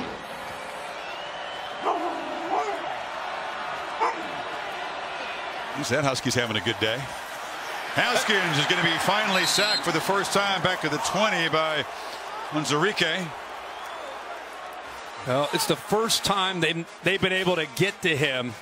Got around the left guard, Pridgeon, right here, just shooting through this gap with speed. Just got off of that block, and it's one of the first time they talked about his potential. Only a sophomore, came all the way to Washington from Allen, Texas. High school teammate of Kyler Murray on the championship teams for the Allen Eagles. Chrisman has won the punting duel today, although Ohio State hasn't had to punt that much. And this is another boomer. Just drives Fuller back inside the 30. And these Ohio State coverage teams have been superb all 3 phases today. As LeBron tweeted out. Yeah, LeBron, he's on it. LeBron requested it, and he got it. He's getting it. Sam Ehlinger and the Longhorns. That collision between the Big 12 and the SEC is coming up next from New Orleans. As always, Goodyear bringing us these beautiful aerial pictures. Keep pushing day in and day out on the field and on tires you can trust to help you go the distance. Goodyear, more driven. It's the Brick Plaza just outside. With a donation, you can get a brick with your name on it. Our director, Derek Mobley, working Rose Bowl number 19 today. He's got you beat by a few. Yeah. Bought one of those bricks in the Indiana section. The Washington fans section trying to stay positive here, but they are in a deep hole, and Jake Browning takes a deep shot finally down the field, and they finally connect with Hunter Bryant. a big weapon in the game plan coming in. Kirk, we haven't seen him until just then. Well, they finally get him loose in a matchup with Jordan Fuller. And Jordan Fuller, the reason he's slow, how about the concentration by Bryant? And he did secure that ball before he went out of bounds. There was a nice job of setting a pick at the line of scrimmage to free him up and get him away from Fuller. Longest completion for Browning, 24 yards. They've visited Buckeye territory now 4 times. Haven't yet got in the red zone, though. And Gaskin's knocked down after a 2-yard you're right. gain. It seems like they get to it, but inside the 40, and Greg Schiano gets a little bit more aggressive. He turns it loose with some blitzing with linebackers and safeties. Again, he doesn't feel threatened. I know they just hit Bryant, but you said that's their longest pass so far.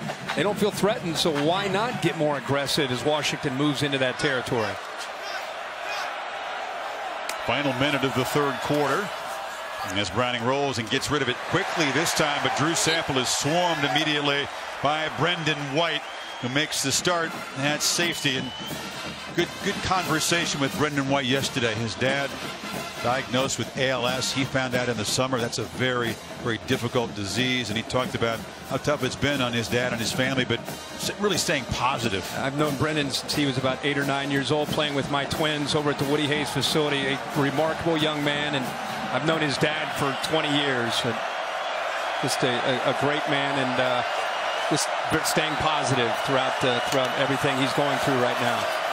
Pressure again. Browning gets it out. Long throw, catch made by Fuller. Better stuff from the quarterback. More decisive on this drive, and it's a first down. Yeah, that's the part of his game that I think most Washington fans will tell you that they have fallen in love with over these last 4 years. That pass rush, by the way, was on him, and yet he still makes an accurate throw and a long throw to the sideline to be able to pick up that first down. But Ohio State adds a touchdown to the lead in the third quarter and headed to the final quarter. Rose Bowl 105. It's 28-3. His team's not winning, but he's still having a good day.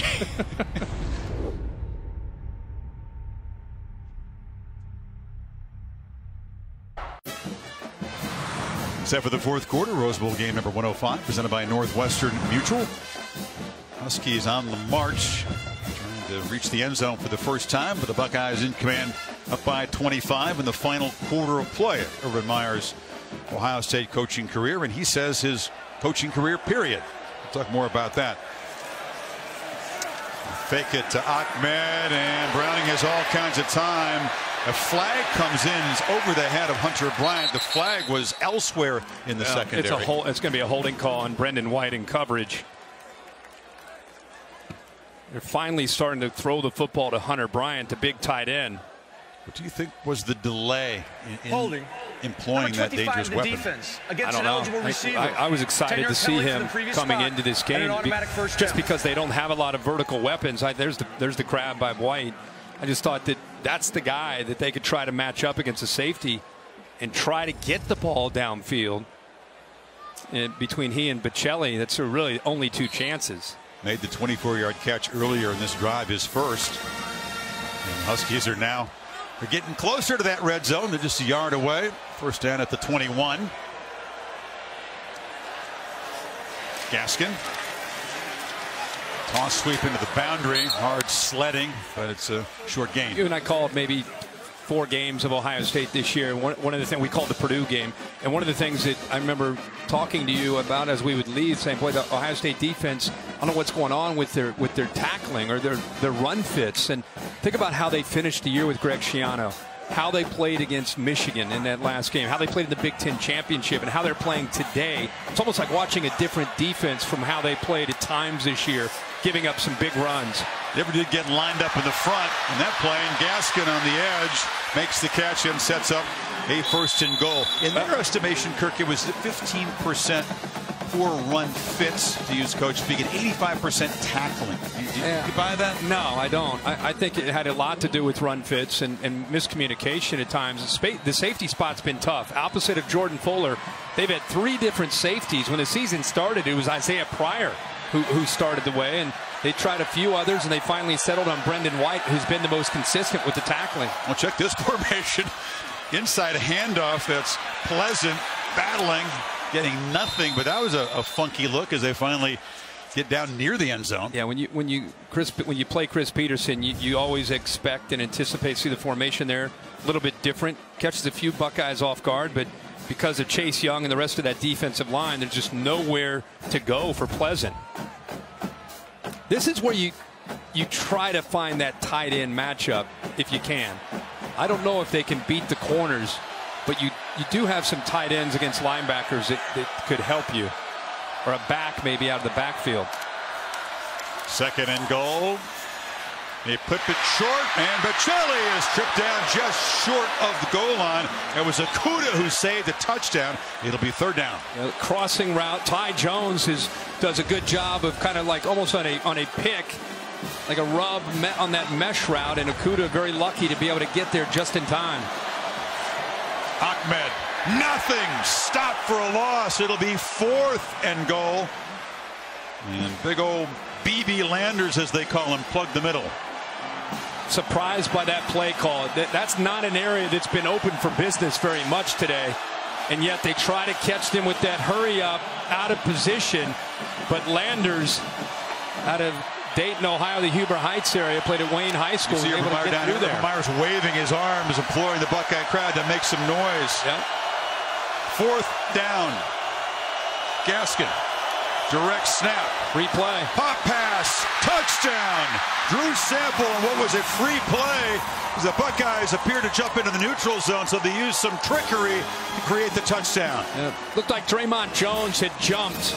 Nobody from Washington looked like they had flinched, so that was a free play, and Gaskins on the jump pass for the touchdown. Offside on the defense. The player that was over the center in the neutral zone at the snap. The penalty is declined. The result of the play is a touchdown. We expected some trickery down close because it's been such a mighty struggle, and it's the running back Gaskin who throws the touchdown pass. Yeah, the center's head is what caused Draymond Jones to jump. And you're right, they're 110th out of 130, 110th in the nation in red zone efficiency when it comes to touchdown production. So pull out all the stops, whatever it takes to try to get the ball into the end zone. And they finally find the paint for the first time with 12:17 to play. Ohio State's lead back to 18.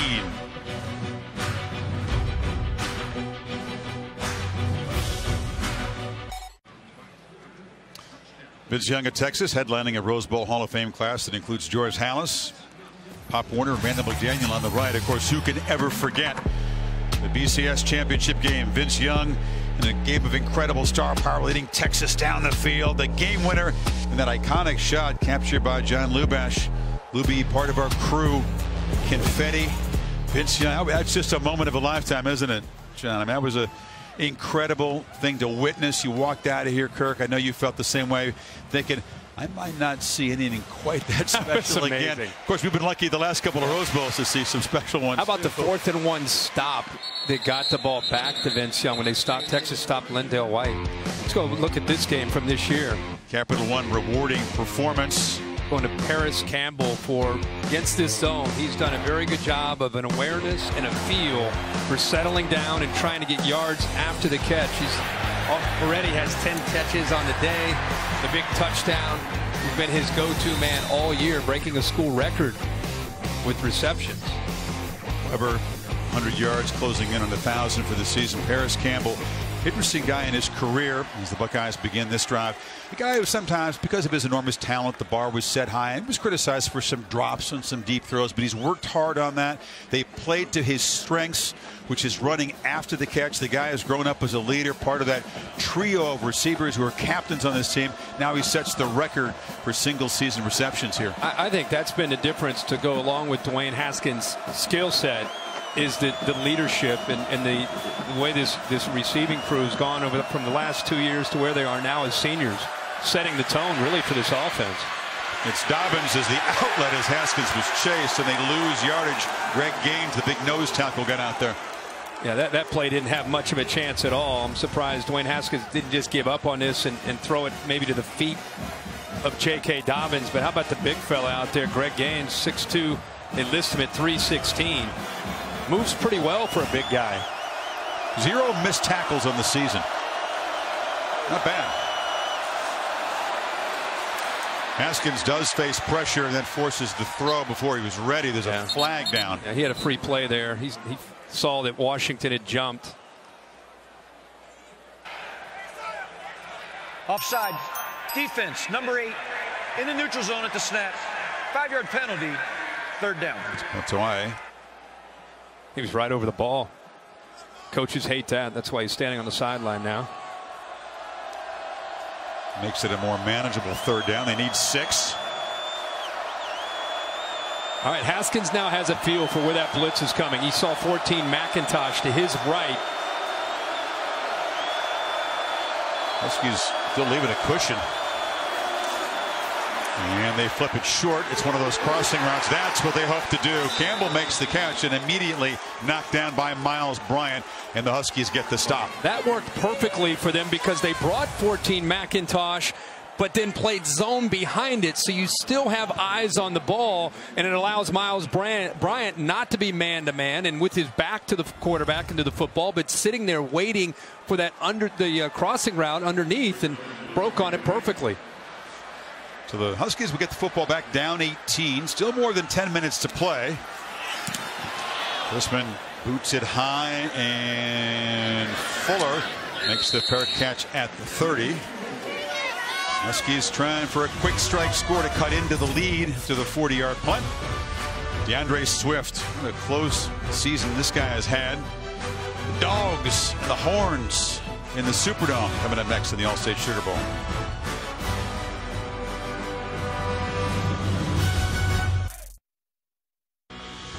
The Rose Bowl game is presented by Northwestern Mutual. Spend your life living. And in part by AT&T. More for your thing. That's our thing. Taco Bell's new Cravings Value Menu. Value beyond belief. And the Ford F-Series. Built Ford tough. Built Ford proud. And Chris Peterson and the current Huskies certainly hoping to join that roll of honor. Washington players and coaches who won the Rose Bowl. Don James capped his career here with a loss, as did Bo Schembechler 3 years before that. James did win 4, though. And Urban Meyer, his debut Rose Bowl game is his farewell Ohio State game. Almost take that question mark away if Ohio State can create more havoc. But Browning working downfield, threw it behind Bryant, who can't come up with it. He had him a mix up in coverage. You had Ohio State playing man-to-man on the left, and they started to play man and then broke free and played zone. If he catches that football with his speed, he turns and he's running at least to the 30-yard line. He knows that Ohio State just caught a break because they blew a coverage. First time we've seen that all game. You could see him say, oh my God. Yeah, Okudah was in man-to-man with him and let him free. The one thing that would give the Huskies hope is a big play at this moment. Gaskins gets around the edge, and look out. Has to cut back, stutter step. The pursuit finally caught up to him, but it's a gain out near midfield, and this is exactly what Washington needs. Yeah, pen and pull. You're going to see the linemen coming around. They're able to secure the edge there. Nice couple nice blocks there, and he's got surprising speed. He's known for his low center of gravity, great balance and durability, but he turned the corner there and picked up some big yards. Meyer believes his defense dropping in intensity just a bit in this possession. 19-yard gain. Washington has to keep with the pedal to the metal, though. They got to score very quickly.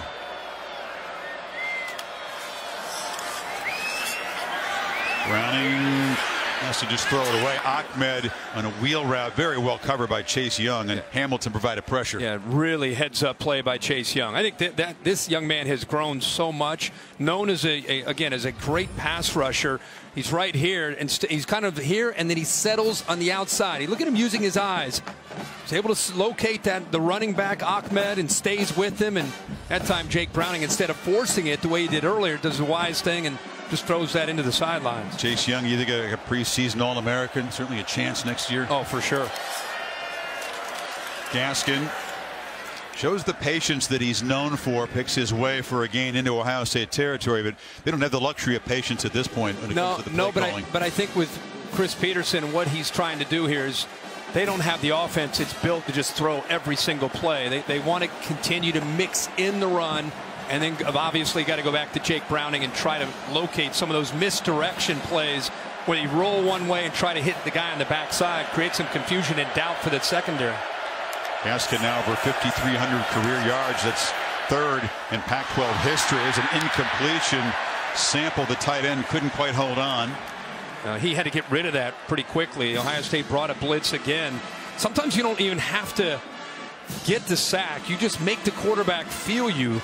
And that's what Baron Browning was able to do when he blitzed up the middle. You see how he didn't even really follow through when he threw that football, but still got enough on it. Where Sample, if he holds onto that ball, it's a first down. Fourth down here, last gasp. It feels like the Huskies need to get these 6 yards to keep any slim hope alive.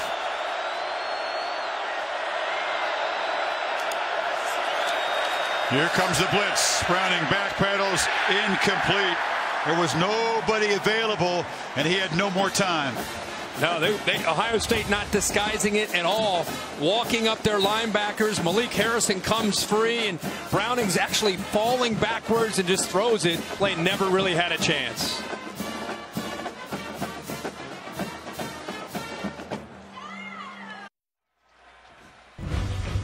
Much anticipated gorgeous sunset just before 5 o'clock local.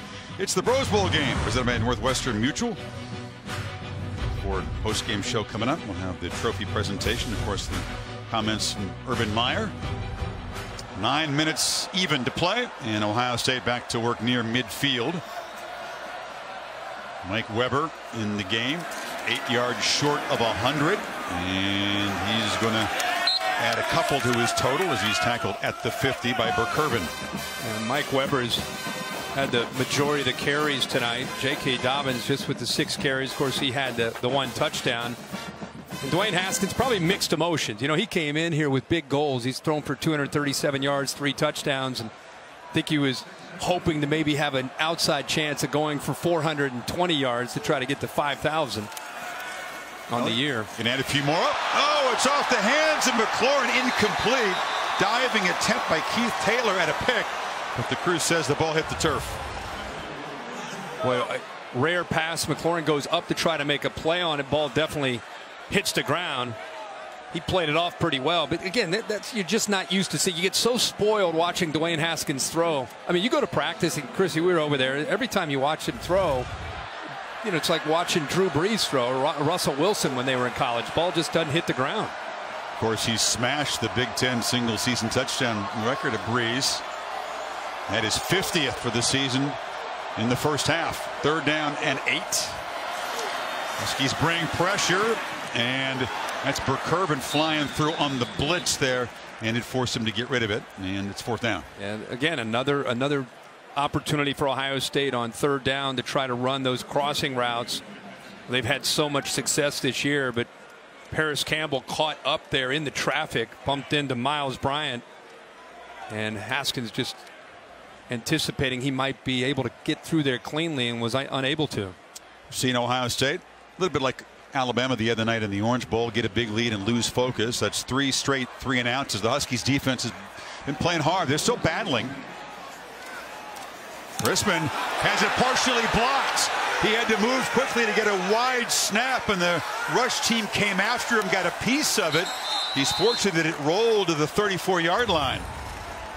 Max Richmond, receiver, got his hand on this low punt. Huskies still battling. 8:12 to play, down 18. This might be the play of the day on New Year's Day. Oh, lovable Uga down there in the Superdome, and Bevo's not having it. The Longhorn breaks out of his end. Are you kidding me? He's usually, where's Uga? He looks a little sedated. Uga has showed some quicks and some lateral movement to get out of there. I've never seen Bevo get like that. He's sending a message there pre-kickoff of the All-State Sugar Bowl. Wow. Is that an omen for what's to come in the game? If Texas plays with that much aggression without breaking the rules. Browning steps up, and it's a downfield shot, and Bocelli makes the catch. It's taken a long time for this to develop, but the Huskies are beginning to put together some plays now. Yeah, they do a nice job. Play takes a while to develop, but because of the time in the pocket and the secondary occupied with other receivers, Bocelli able to get behind Tough Borland. 24-yarder sets him up at the Ohio State 42. Now it's another downfield shot and a jump ball catch made by Fuller. covered. He's down inside the 5. This is the kind of quick strike that Washington desperately needed. Well, they're winning some one-on-one battles right now. This is, Chris, you're right. Now they're going to go tempo here, but we wondered if they could find a receiver to get downfield and make Ohio State have to fight in one-on-one coverage. Got 61 yards combined on those 2 pass plays, and now Gaskin tests the middle. I mean, Fuller, you never know if they find the end zone here. Fuller does a good job coming back to the football. He's up against Shaun Wade. Right out here in the back, you can see how he does a good job. Look at Shaun Wade. Shaun Wade did everything except recognize as he's stride for stride there. He's in phase. He just didn't locate the football. Didn't even make an effort to look back. And Fuller, of course, did. Found it and bounced back. Direct snap to Gaskin, who hammers and fights and wrestles his way for a touchdown. And the Huskies alive and chipping away. I think the Washington fans sitting at home are saying this is the team we expected to see in this game. It's the team that we thought would compete.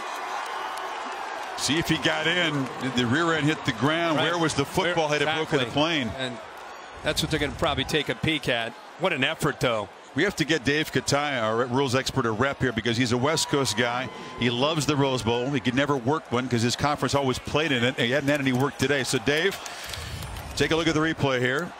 What they're looking at is any body part of the hand or foot touching the ground before the ball breaks the plane. Right now, you see his legs down. That looks short. 6-inch line, it looks like. It looks like the 6-inch line. You've got his ankle down first. So what they're looking at is that type of contact before any part of the ball breaks the plane of the goal line. The rule is any part of the ball breaking the plane of the goal line before the runner is down makes it a touchdown. But to me, it looks short by 6. Yeah, I agree. John McDade at the SEC will confer with the replay official Gerald Hodges.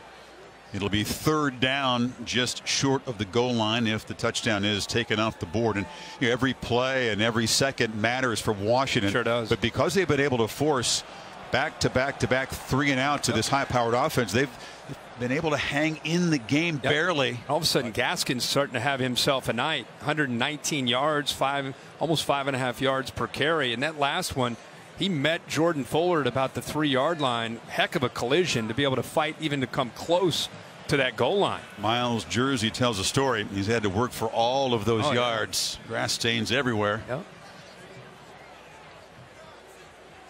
Only back in the Pac-12 to ever have 1,000 yards or more in 4 straight years. After video review, the runner's backside is down prior to the ball breaking the goal line play.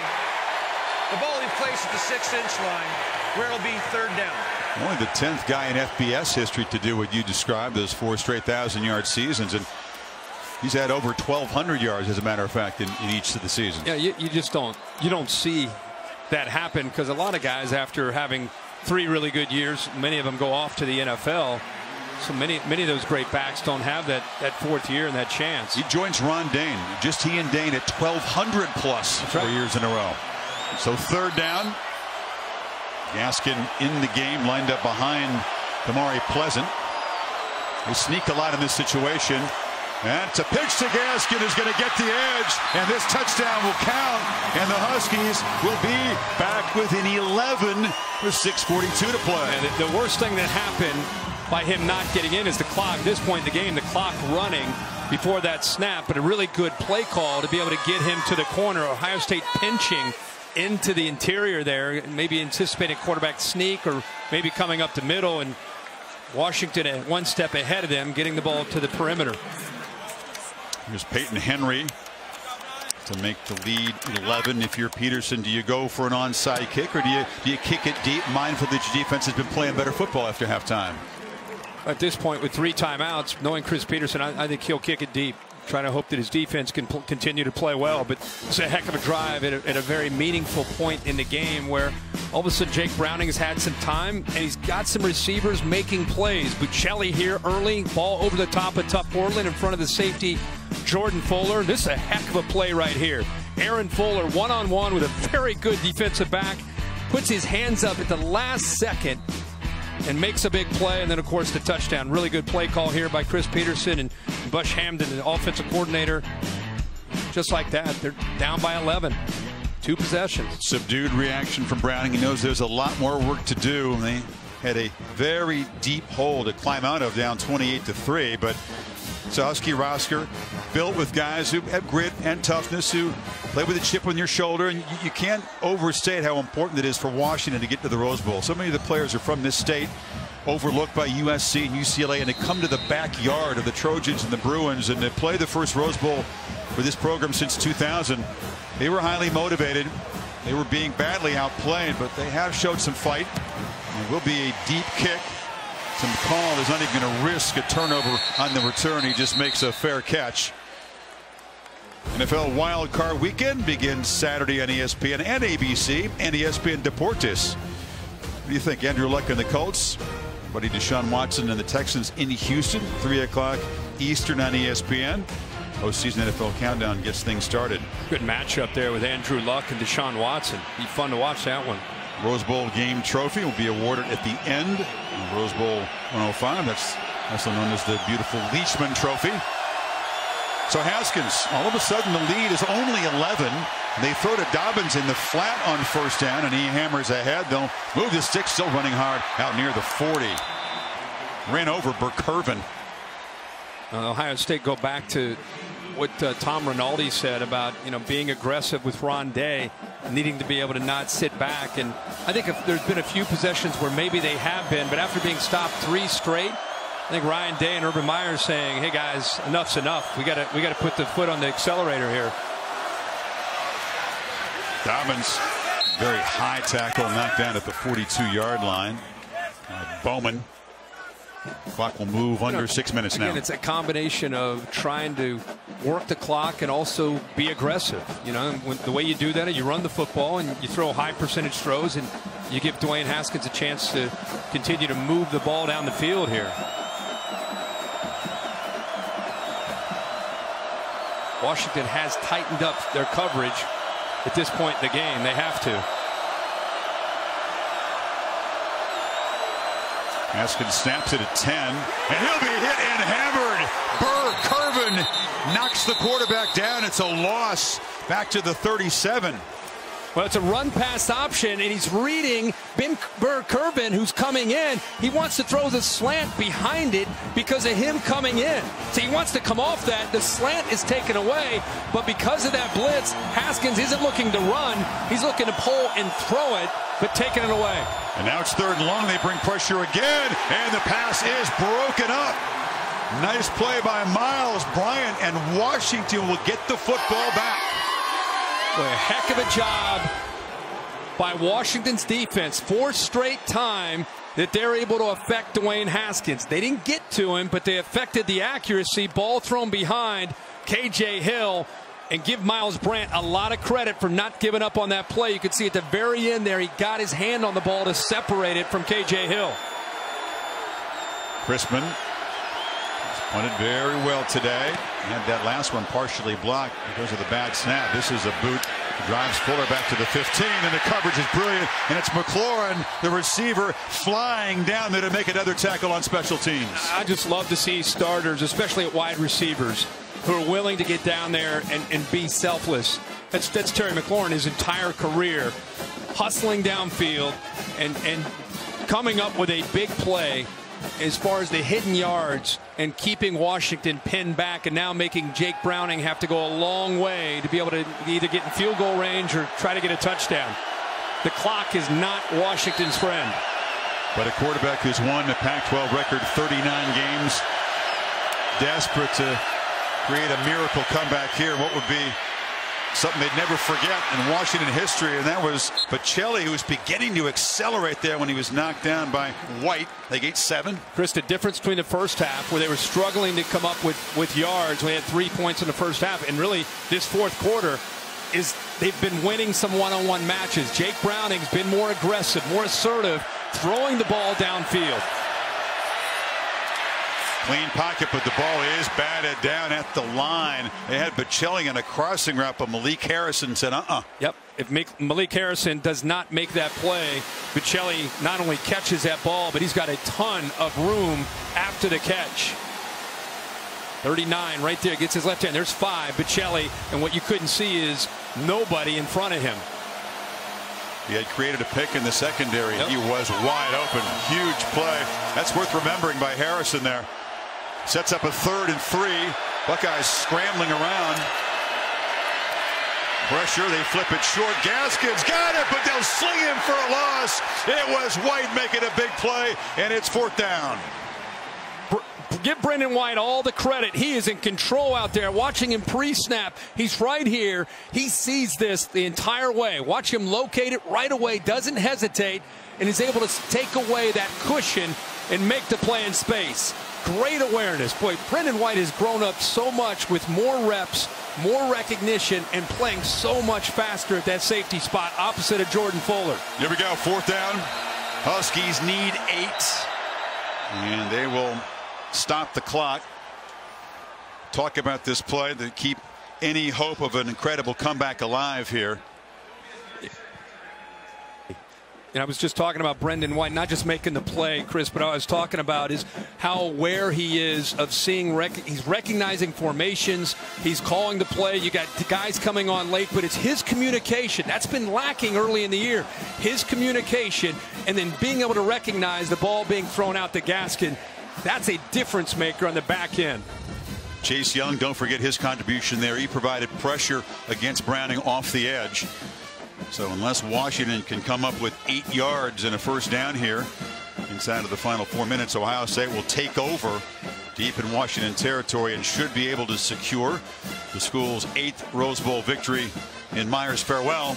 See what Peterson and company have cooked up here, Kirk. Bichelli has made some plays, looking to see if Hunter Bryant is out. Oh, they're actually lined up in a punt. Wow. It's a holder, Race Porter. It could be a last gasp trickery here. He's not the regular punter. He's a kind of a situational backup punter who's also the holder. And he thinks about it, and they're just going to boot it away. So they had to spend a timeout because they didn't want to before that. And Peterson decides to punt it to the Ohio State 46, down 11 inside of 4 minutes. Surprised. Monday night on ESPN. We hope you'll join us from Levi's Stadium in Santa Clara, Alabama, and Clemson.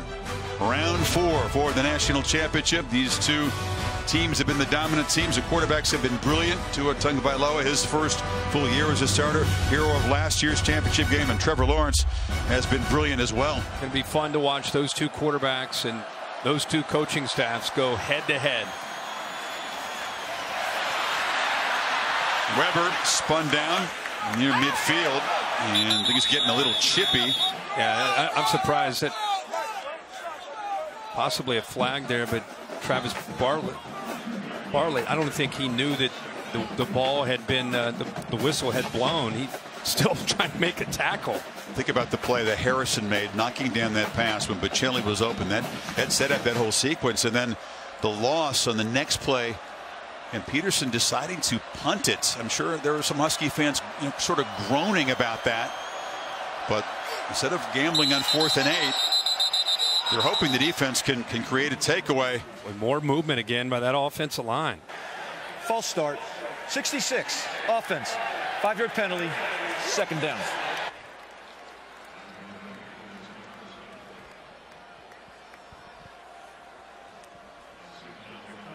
Well, Meyer will be very pleased, big picture, and satisfied with his victory, but he'll be a little bit tweaked about the loss of focus from his team after halftime. It hasn't been very productive. Ohio State just 7 points after the break, and that was their first possession. Haskins, they're throwing the ball, so the incompletion stops the clock. That plays into the Huskies' hand. He was looking for Ruckert, the young tight end. Yeah, absolutely. Talked about it's a little bit of a balancing act for Urban Meyer and Ryan Day on trying to continue to work that clock and also still try to pick up first downs. And because of the illegal procedure, getting behind the sticks, you can't just pound the ball in there. They're going to try to come up with a high percentage throw to the tight end.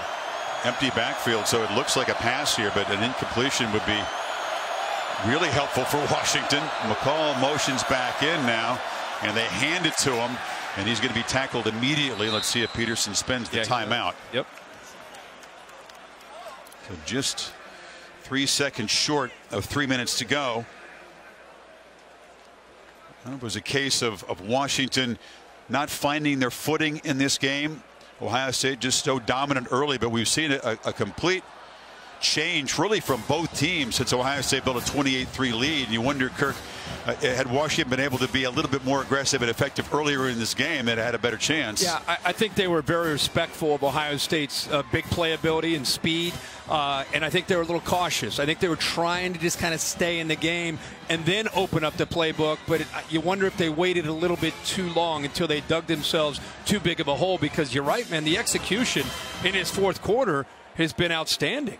I mean, they've been aggressive with Jake Browning and the receivers, and they've won some one-on-one battles. Didn't really have that opportunity in the first half. Chrisman focused on just getting a clean snap and getting the punt away quickly. He does that. It's not a very good kick, but you just want to avoid the block in that situation. There was a flag down. Now, they needed 10 yards on fourth down, so if they just bumped into him, this won't do it. And that's going to be a 5-yard penalty against the Huskies. Max Richmond, the wide receiver who plays on special teams, said, what? That's contact? Was that contact? I'm trying to see where he got touched. I mean, he was, I guess, technically touched. Helmet on the hip there, but it isn't a personal foul. Running into the kicker, number 80, receiving team. Penalties decline. Result of the play, first down, Washington. So Huskies do force the punt. They have 2:50 to work with. Can they get a lightning strike from Jake Browning? Can he get the Huskies within one score quickly, set up an onside kick? See, I don't even think it's just Jake Browning. I think you have confidence that Browning can make a play. It's more Bocelli, Fuller. We talked about Hunter Bryant, Myles Gaskin. Somebody's going to have to win a one-on-one battle the way they have in this fourth quarter. And if Urban Meyer thought this was going to be a comfortable win, just coasting off into that beautiful sunset we saw earlier, it has not been. There's still some stress in this game, and he's had to hope that his team can finish. As Washington still has a flicker here from the 29. Browning running out of time, flips it across the middle. It is Austin Bryant, not the big gain they were hoping for as Warner stopped him. Yeah, Hunter Bryant has big playability when you put him in that tight end matched up against a linebacker. Jake Browning already at the line, ready to go.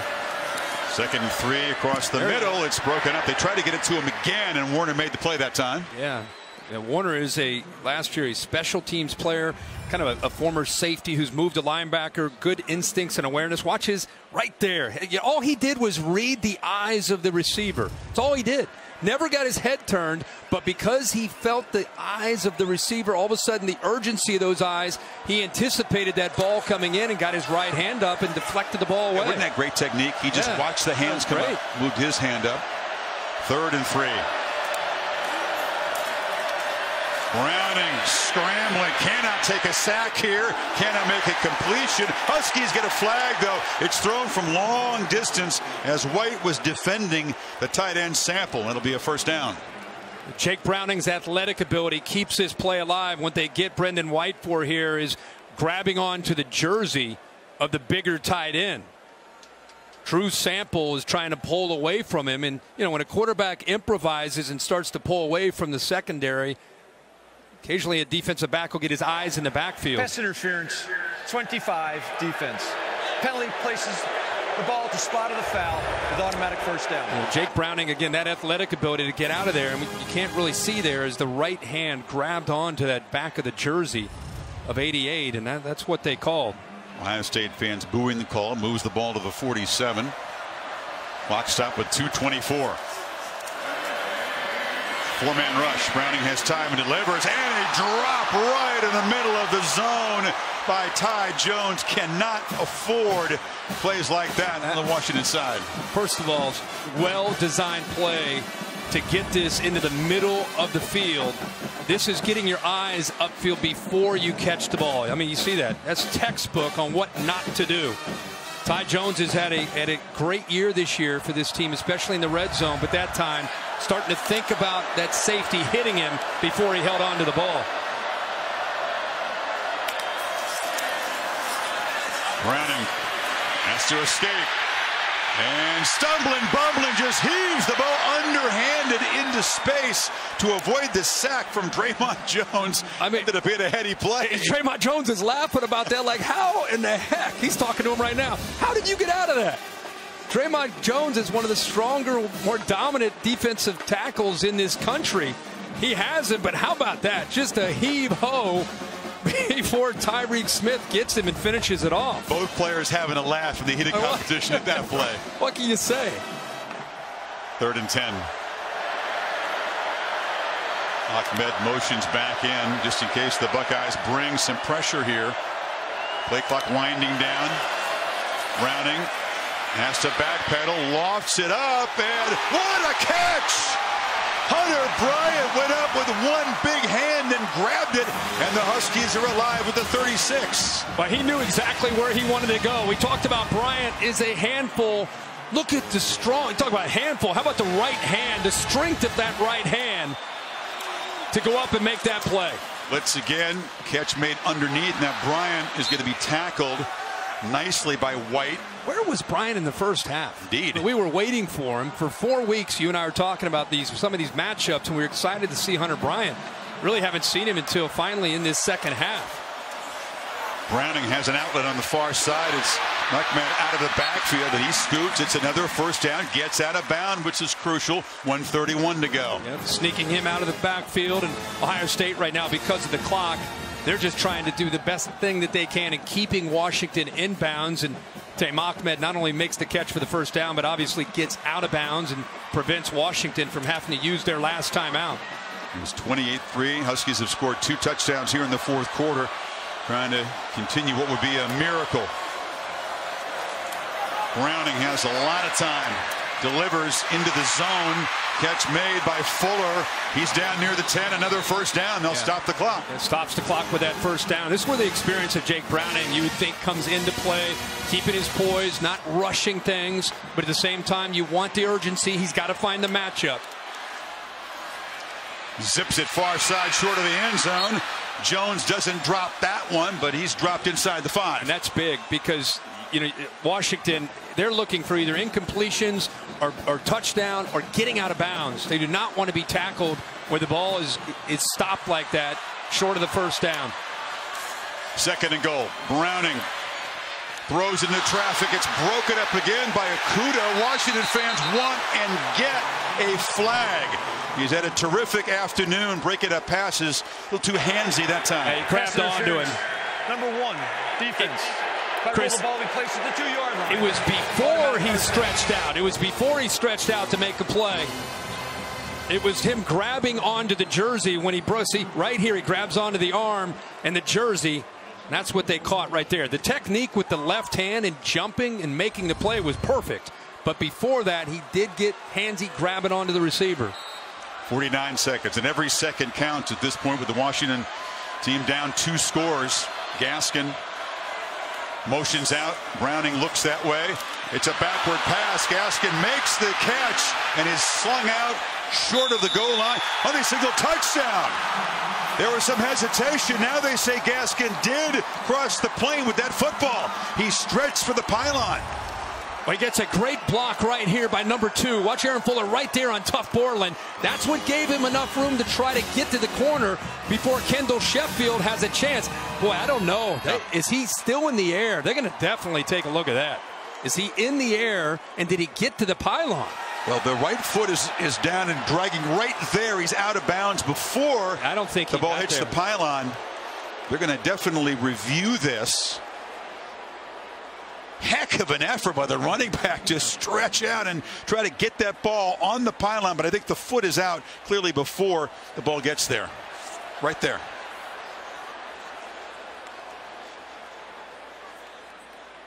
I think what they're trying to see is that right foot, even though it looks like it's out of bounds, is it in the air when it goes out of bounds, or is it dragging on that out of bounds line?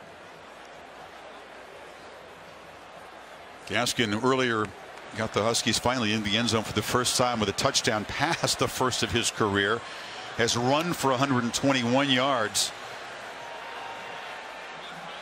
This does matter again because whether or not Washington's able to find the end zone. They're going to have to do an onside kick. They only have the one timeout remaining.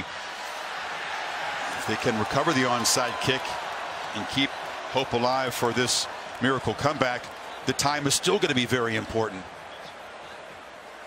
You're right. 42 seconds left. Even if you score, get the onside kick, you still got to reach the end zone. Take one more look at this tremendous effort by Gaskin, but the foot going out of bounds right there. Boy, that's a tough one to see. I'm wondering, did it touch the ground? Was it in the air? The ruling on the field of touchdown stands. Okay. There you go. They didn't say confirmed. They just didn't see enough evidence to overturn the call. So it's a tremendous effort. And now trying to go for 2 here. Remember, it's Chris Peterson. 3-point game. They've already had the direct snap to Myles Gaskin, who used a jump pass for a touchdown. And it's Chris Peterson. And he preps for these kind of situations, especially in bowl games. Watch for linemen that could be out. You never know what could happen here where they try to catch you off guard. This is big. Funky formation. This to give them a chance to get within a field goal. And it's going to be intercepted. And the 2-point try broken up by Brendan White, who's going to take off. White has blockers. And he's finally going to be knocked down at the 45-yard line. They could have finished it if he'd gone all the way. As it is, a 5-point game, and the Huskies will have that chance with an onside kick. What a game he's played, Mr. White. Wow, he has played well, and many people, this was a huge play by Ohio State and Brendan White. I mean, he almost, not only does he prevent the 2-pointer, but almost is able to put 2 more points up on the board for Ohio State. Buckeyes were coasting, Kirk. It was 28-3 with 12:18 left in this football game.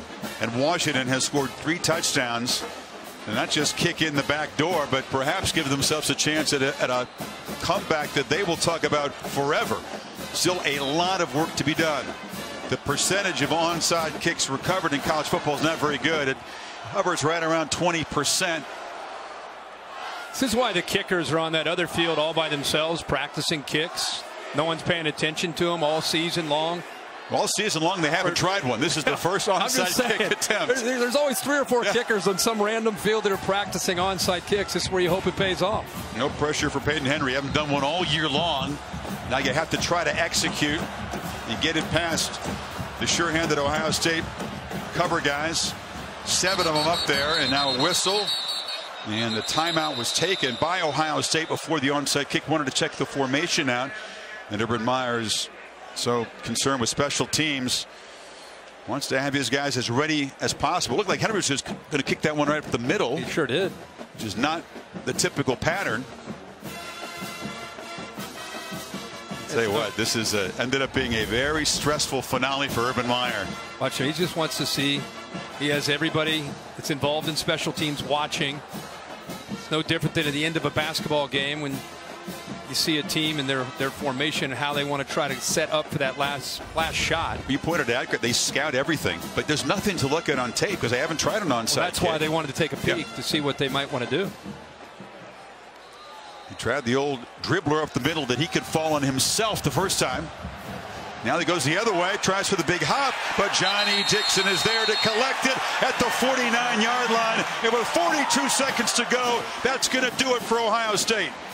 They will win their 8th Rose Bowl, headset in the air from Urban Meyer, and he will go out a winner and cap a career at Ohio State in which he won more than 90% of his games.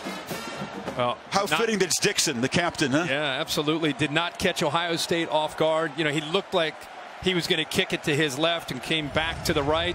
Did not fool Ohio State. And Urban Meyer, how about that reaction where he had the hands going, he took the headset, just threw him up into the air.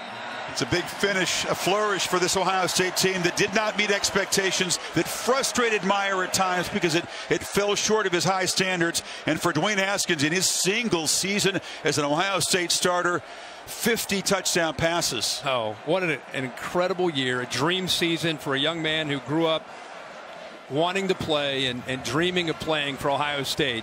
And he gets that opportunity and at 1 year to throw 50 touchdown passes. And there's Urban with Nate, Shelley, and the rest of the family. His daughter, had just had Urban's second grandson recently, so she's not here. You know, all those. It's been a good week for her. All these questions, you and Tom Rinaldi, and everybody talked to him about what's it feel like it's your last one. And he just kind of block it off. This is when it starts to settle in. They're like, oh boy, here we go, last one. He didn't even try to run. What a great senior class.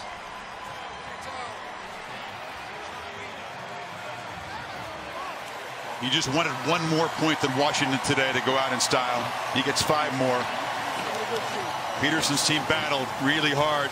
Staged a stirring comeback. But Ohio State's first 3 quarters was too dominant. The lead too big. Haskins too sharp for most of this game. We'll hear from Urban Meyer very soon.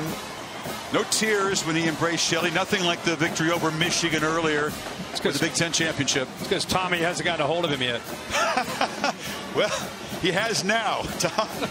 Chris, thank you. Urban, as the clock was ticking down to 0 and more than a game was ending, what was going through your mind? Well, are you kidding me? Until we got the onside kick. All credit to our opponent. That was a hell of a game, man. And a great defense we faced. So, Rose Bowl champs, I think we had our 13th win. Going to enjoy it, and time to move on to the next era. Everything swirling around this team. What do you say about the effort you got from your players today? Oh, there's a mantra in our facility that says, when I needed you the most, you gave us your very best. And sometimes in real life, people scatter. Those that are really good friends, if they're not, they scatter. But you know what? Inside that locker room, our players, they never scattered. We lost our best player for the year. We had the stuff in the summer. And then we lose a terrible loss, and they play their best football at the end of the season. You said during the week you thought it would be inappropriate to reflect upon your tenure, all that had happened. It would be disrespectful to the players. Well, the moment has come. What do you reflect upon? I reflect on I'm a very blessed person with my family. I'm very blessed. I've had some of the best coaches in college football coach for me. And you look at our rosters over the years, you could say we've had the best players ever played this game. And I'm very proud of that.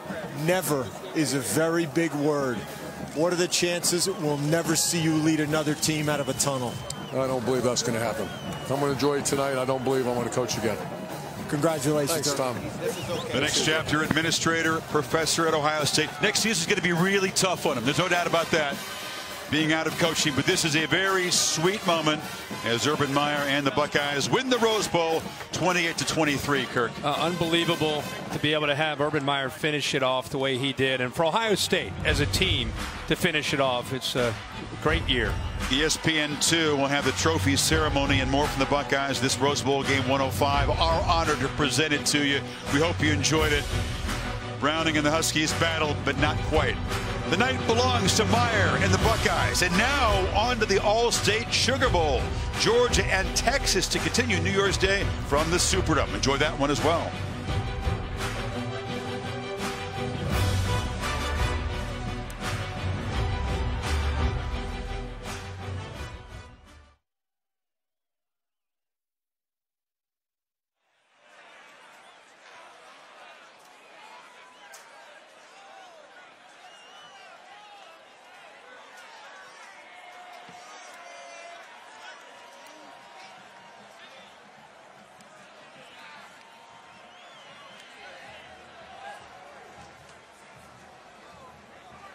Yes, you can. 1, 2, 3, 4, 5, 6, 7, 8, 9, 10.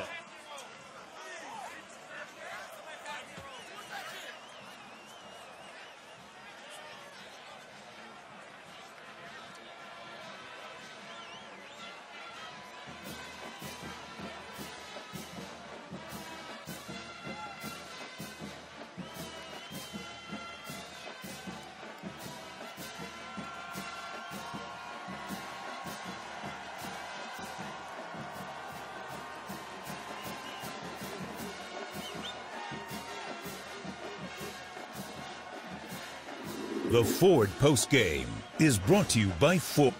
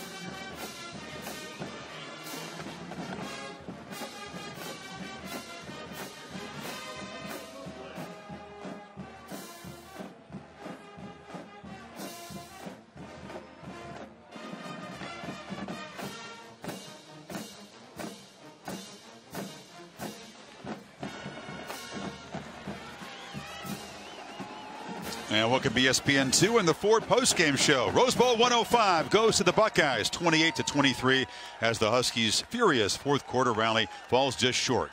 To Reese Davis now for the trophy presentations. Reese? Chris, thank you very much. What a tremendous game and what a tremendous victory for Ohio State in the 105th Rose Bowl game.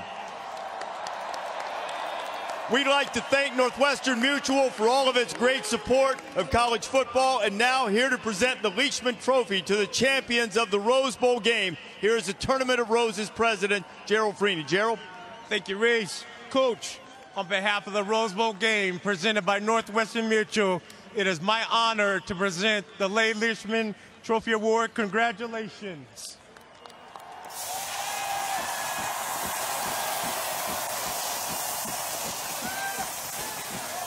Urban handing the trophy back to his players.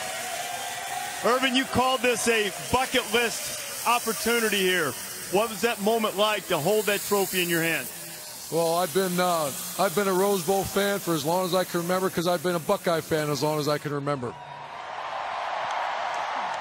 What is the significance to you of wrapping up your tenure at Ohio State with a victory like this on this stage? Well, I'd like to say that there's a mantra within our program. It says, when I need you the most, you give us your very best. And this has been a rugged year. We had the issue in the summer. We had maybe the best player in college football go down. We had a terrible loss. But when we needed each other, we gave us our very best, and they did. We're playing as good a football as anybody in the country right now. What will be your lasting memory, not only from this game, but from your time at Ohio State? Well, our mission, when we said back in, I believe it was 2011, we want to make the great state of Ohio proud. We want to make this great university proud. I am so proud of our players. We've had a great run, and I appreciate Buckeye Nation for being there the whole time. Urban, congratulations. Well done. Urban Meyer. Now we want to give out the Players of the Game award. First, we'll start on offense. I think we have a pretty good idea of who's going to win that. 3 touchdown passes, 50 for the season, the offensive player of the game, Dwayne Haskins. Dwayne, congratulations. Be careful with that. Great start to this game. What was working well for you guys in the first half particularly? It's finding the open zones of the defense, completing passes, executing, and that's what we needed to win the game. With this being Coach Meyer's last game, how significant was it to you guys to send him out with a victory? Tell this man, thank you. As a recruit, he came to my house and told me he's going to be the best player, best person I could be. So I appreciate him for coaching me, and I'm just really blessed he's my coach. 50 touchdowns and a Rose Bowl championship. Dwayne, great season. Congratulations. For most of the game, that Buckeye defense was stifling, and the defensive player of the game is Brendan White. Brendan, congratulations. When the fourth quarter came, describe how that was trying to hold off Washington in the final moments. You know, we just have the brotherhood, you know, unselfishness and the love for your brother. So the whole defense knows just go out there and do it for each other, and the result came out as we're Rose Bowl champs. When Johnny recovered the onside kick and you knew victory had been salted away, what was that feeling like? Just knowing we went through this whole season and being able to, you know, be Big Ten champs and Rose Bowl champs, nothing better than this. Brendan, congratulations. Well done. Ohio State with the win. We've handed out the trophies, but Urban, I want you to pay attention to the video board here. Some of your players have a message for you that we'd like to show everyone in the stadium now.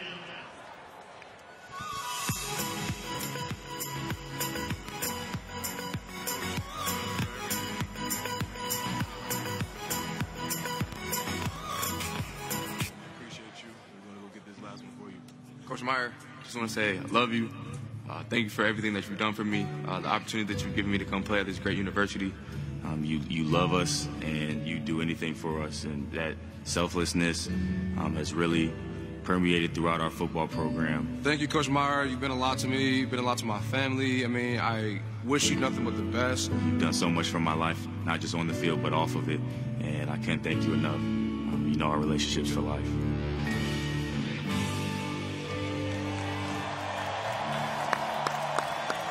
Urban, your record is that of one of the greatest in the history of this sport. but you and I have talked many times over the years. It's about the relationships. When you listen to that and what your players had to say, how does it make you feel? Well, I'm a very blessed man, and I'm a blessed man because of my family. And I've been surrounded with some of the greatest young people. And I'll tell you what, this team this year, I love this group as much as any group I've ever loved. And the good thing is this relationship's going to last for the rest of our lives. Urban, congratulations. Great victory. We wish you all the best. One of the greats in the history of the sport, Urban Meyer, adds a Rose Bowl championship to his glorious resume, Chris, and it was a terrific finish for the Buckeyes. Getting the roses.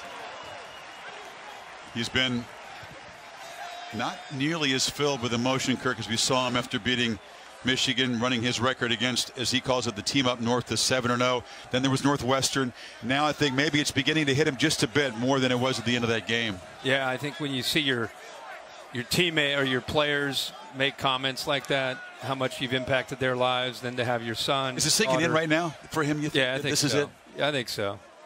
I think so. Yeah, I think when you hear what makes him emotional is his family and his players. And you can see how emotional Shelley is. And as of right now, Ryan Day is the head coach. Urban hasn't been worried about recruiting. It's been Ryan Day focusing on the next wave of Buckeye players. And this man feels so comfortable about his successor. That's what he said, that stepping aside was possible. And now you've got a whole new chapter of Ohio State football ahead with him still being in the building and around the program, he says. Yeah, I thought he made a good comment when he said it's the end of an era. You know, he closed it off as one of the winningest coaches in college football history, and just done amazing things in Columbus. And like you said, I think a big part of him being willing to step down was having a guy like Ryan Day who can step in and keep the continuity that they've been able to build over these last 5, 6, 7 years. Strange game. The stats don't really tell the story of this one. Washington ended up having 80 more yards than Meyer's team, but it's Ohio State surviving a 20-0 run by the Huskies in the fourth quarter. Meyer and the Buckeyes leave Pasadena on top as he heads to the next phase of his career.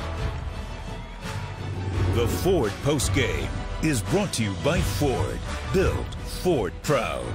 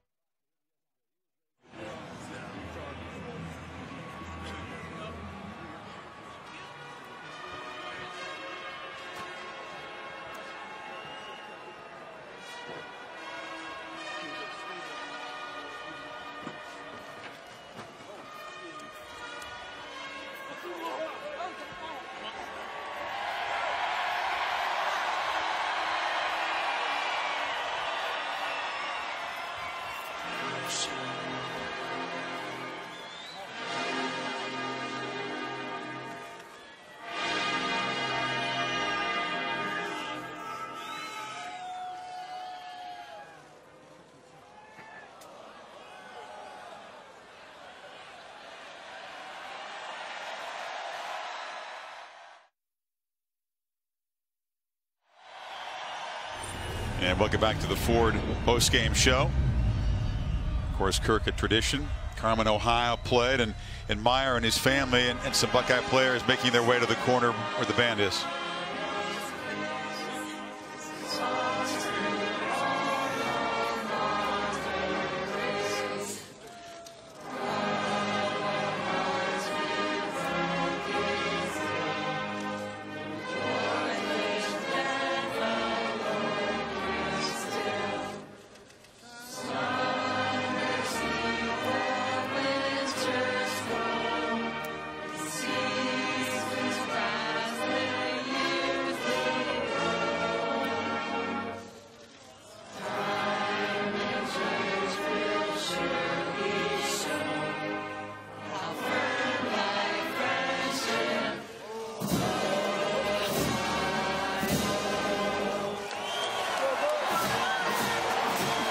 Final time for some of the Buckeyes. Mike Weber Jr. is declared. We expect Haskins to do the same, and Draymond Jones. Kirk with the seniors, guys like Harris Campbell, who had a monster game, Terry McLaurin, Johnny Dixon, guys who grew up together as college football players in the same position room.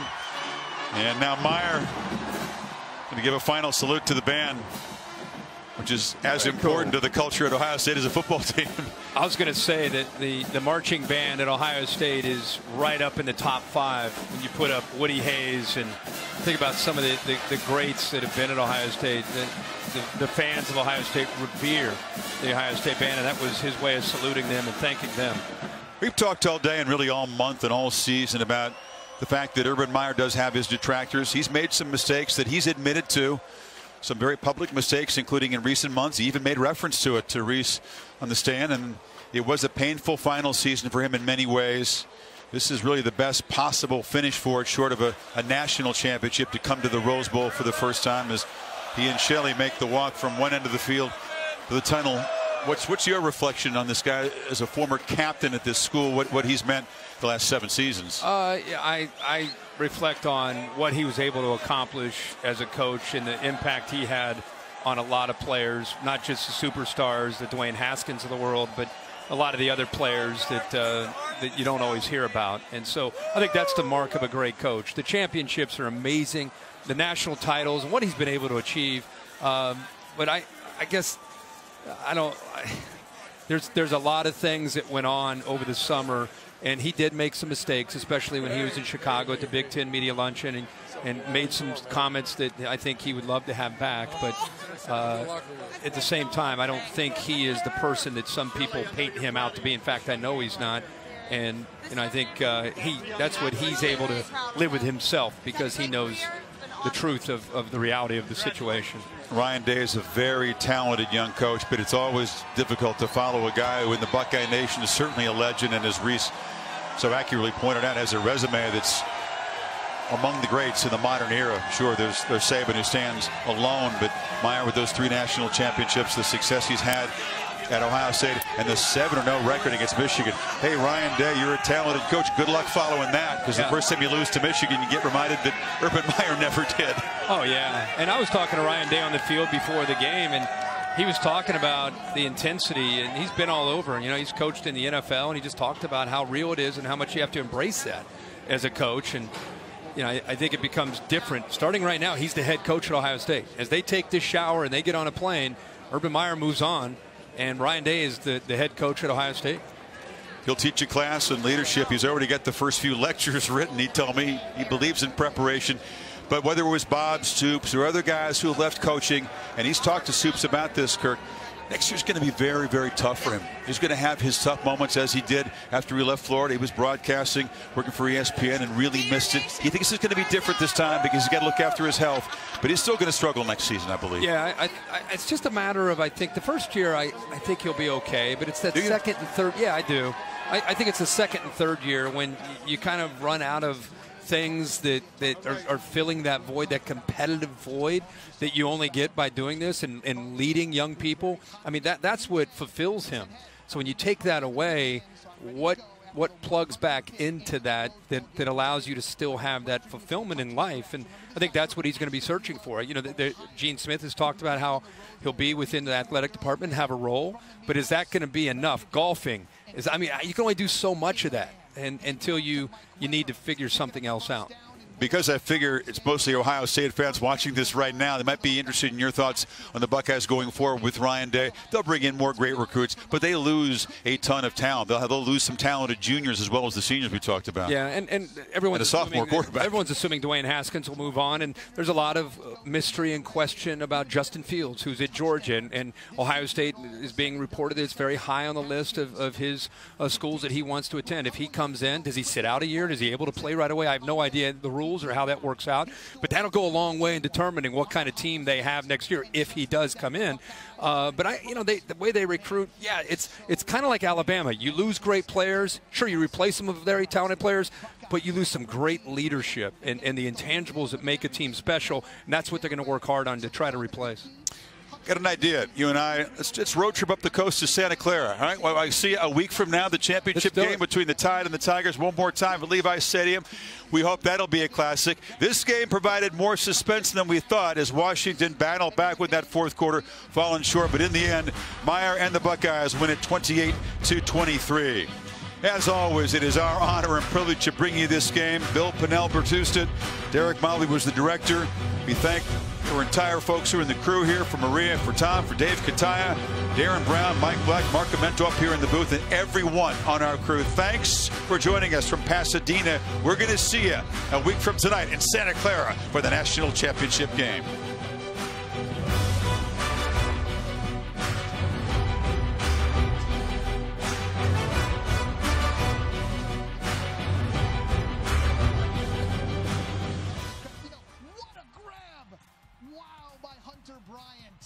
One more look, and if this is the final game for Meyer and maybe the final game for Haskins, it's definitely the final game for Jake Browning, their quarterback. Flinging it out to Gaskin, who's got the edge, and he's got 6.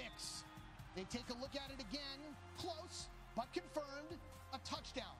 So now Washington's obviously going to go for 2 so they can set up the onside and just need a field goal here, and Browning is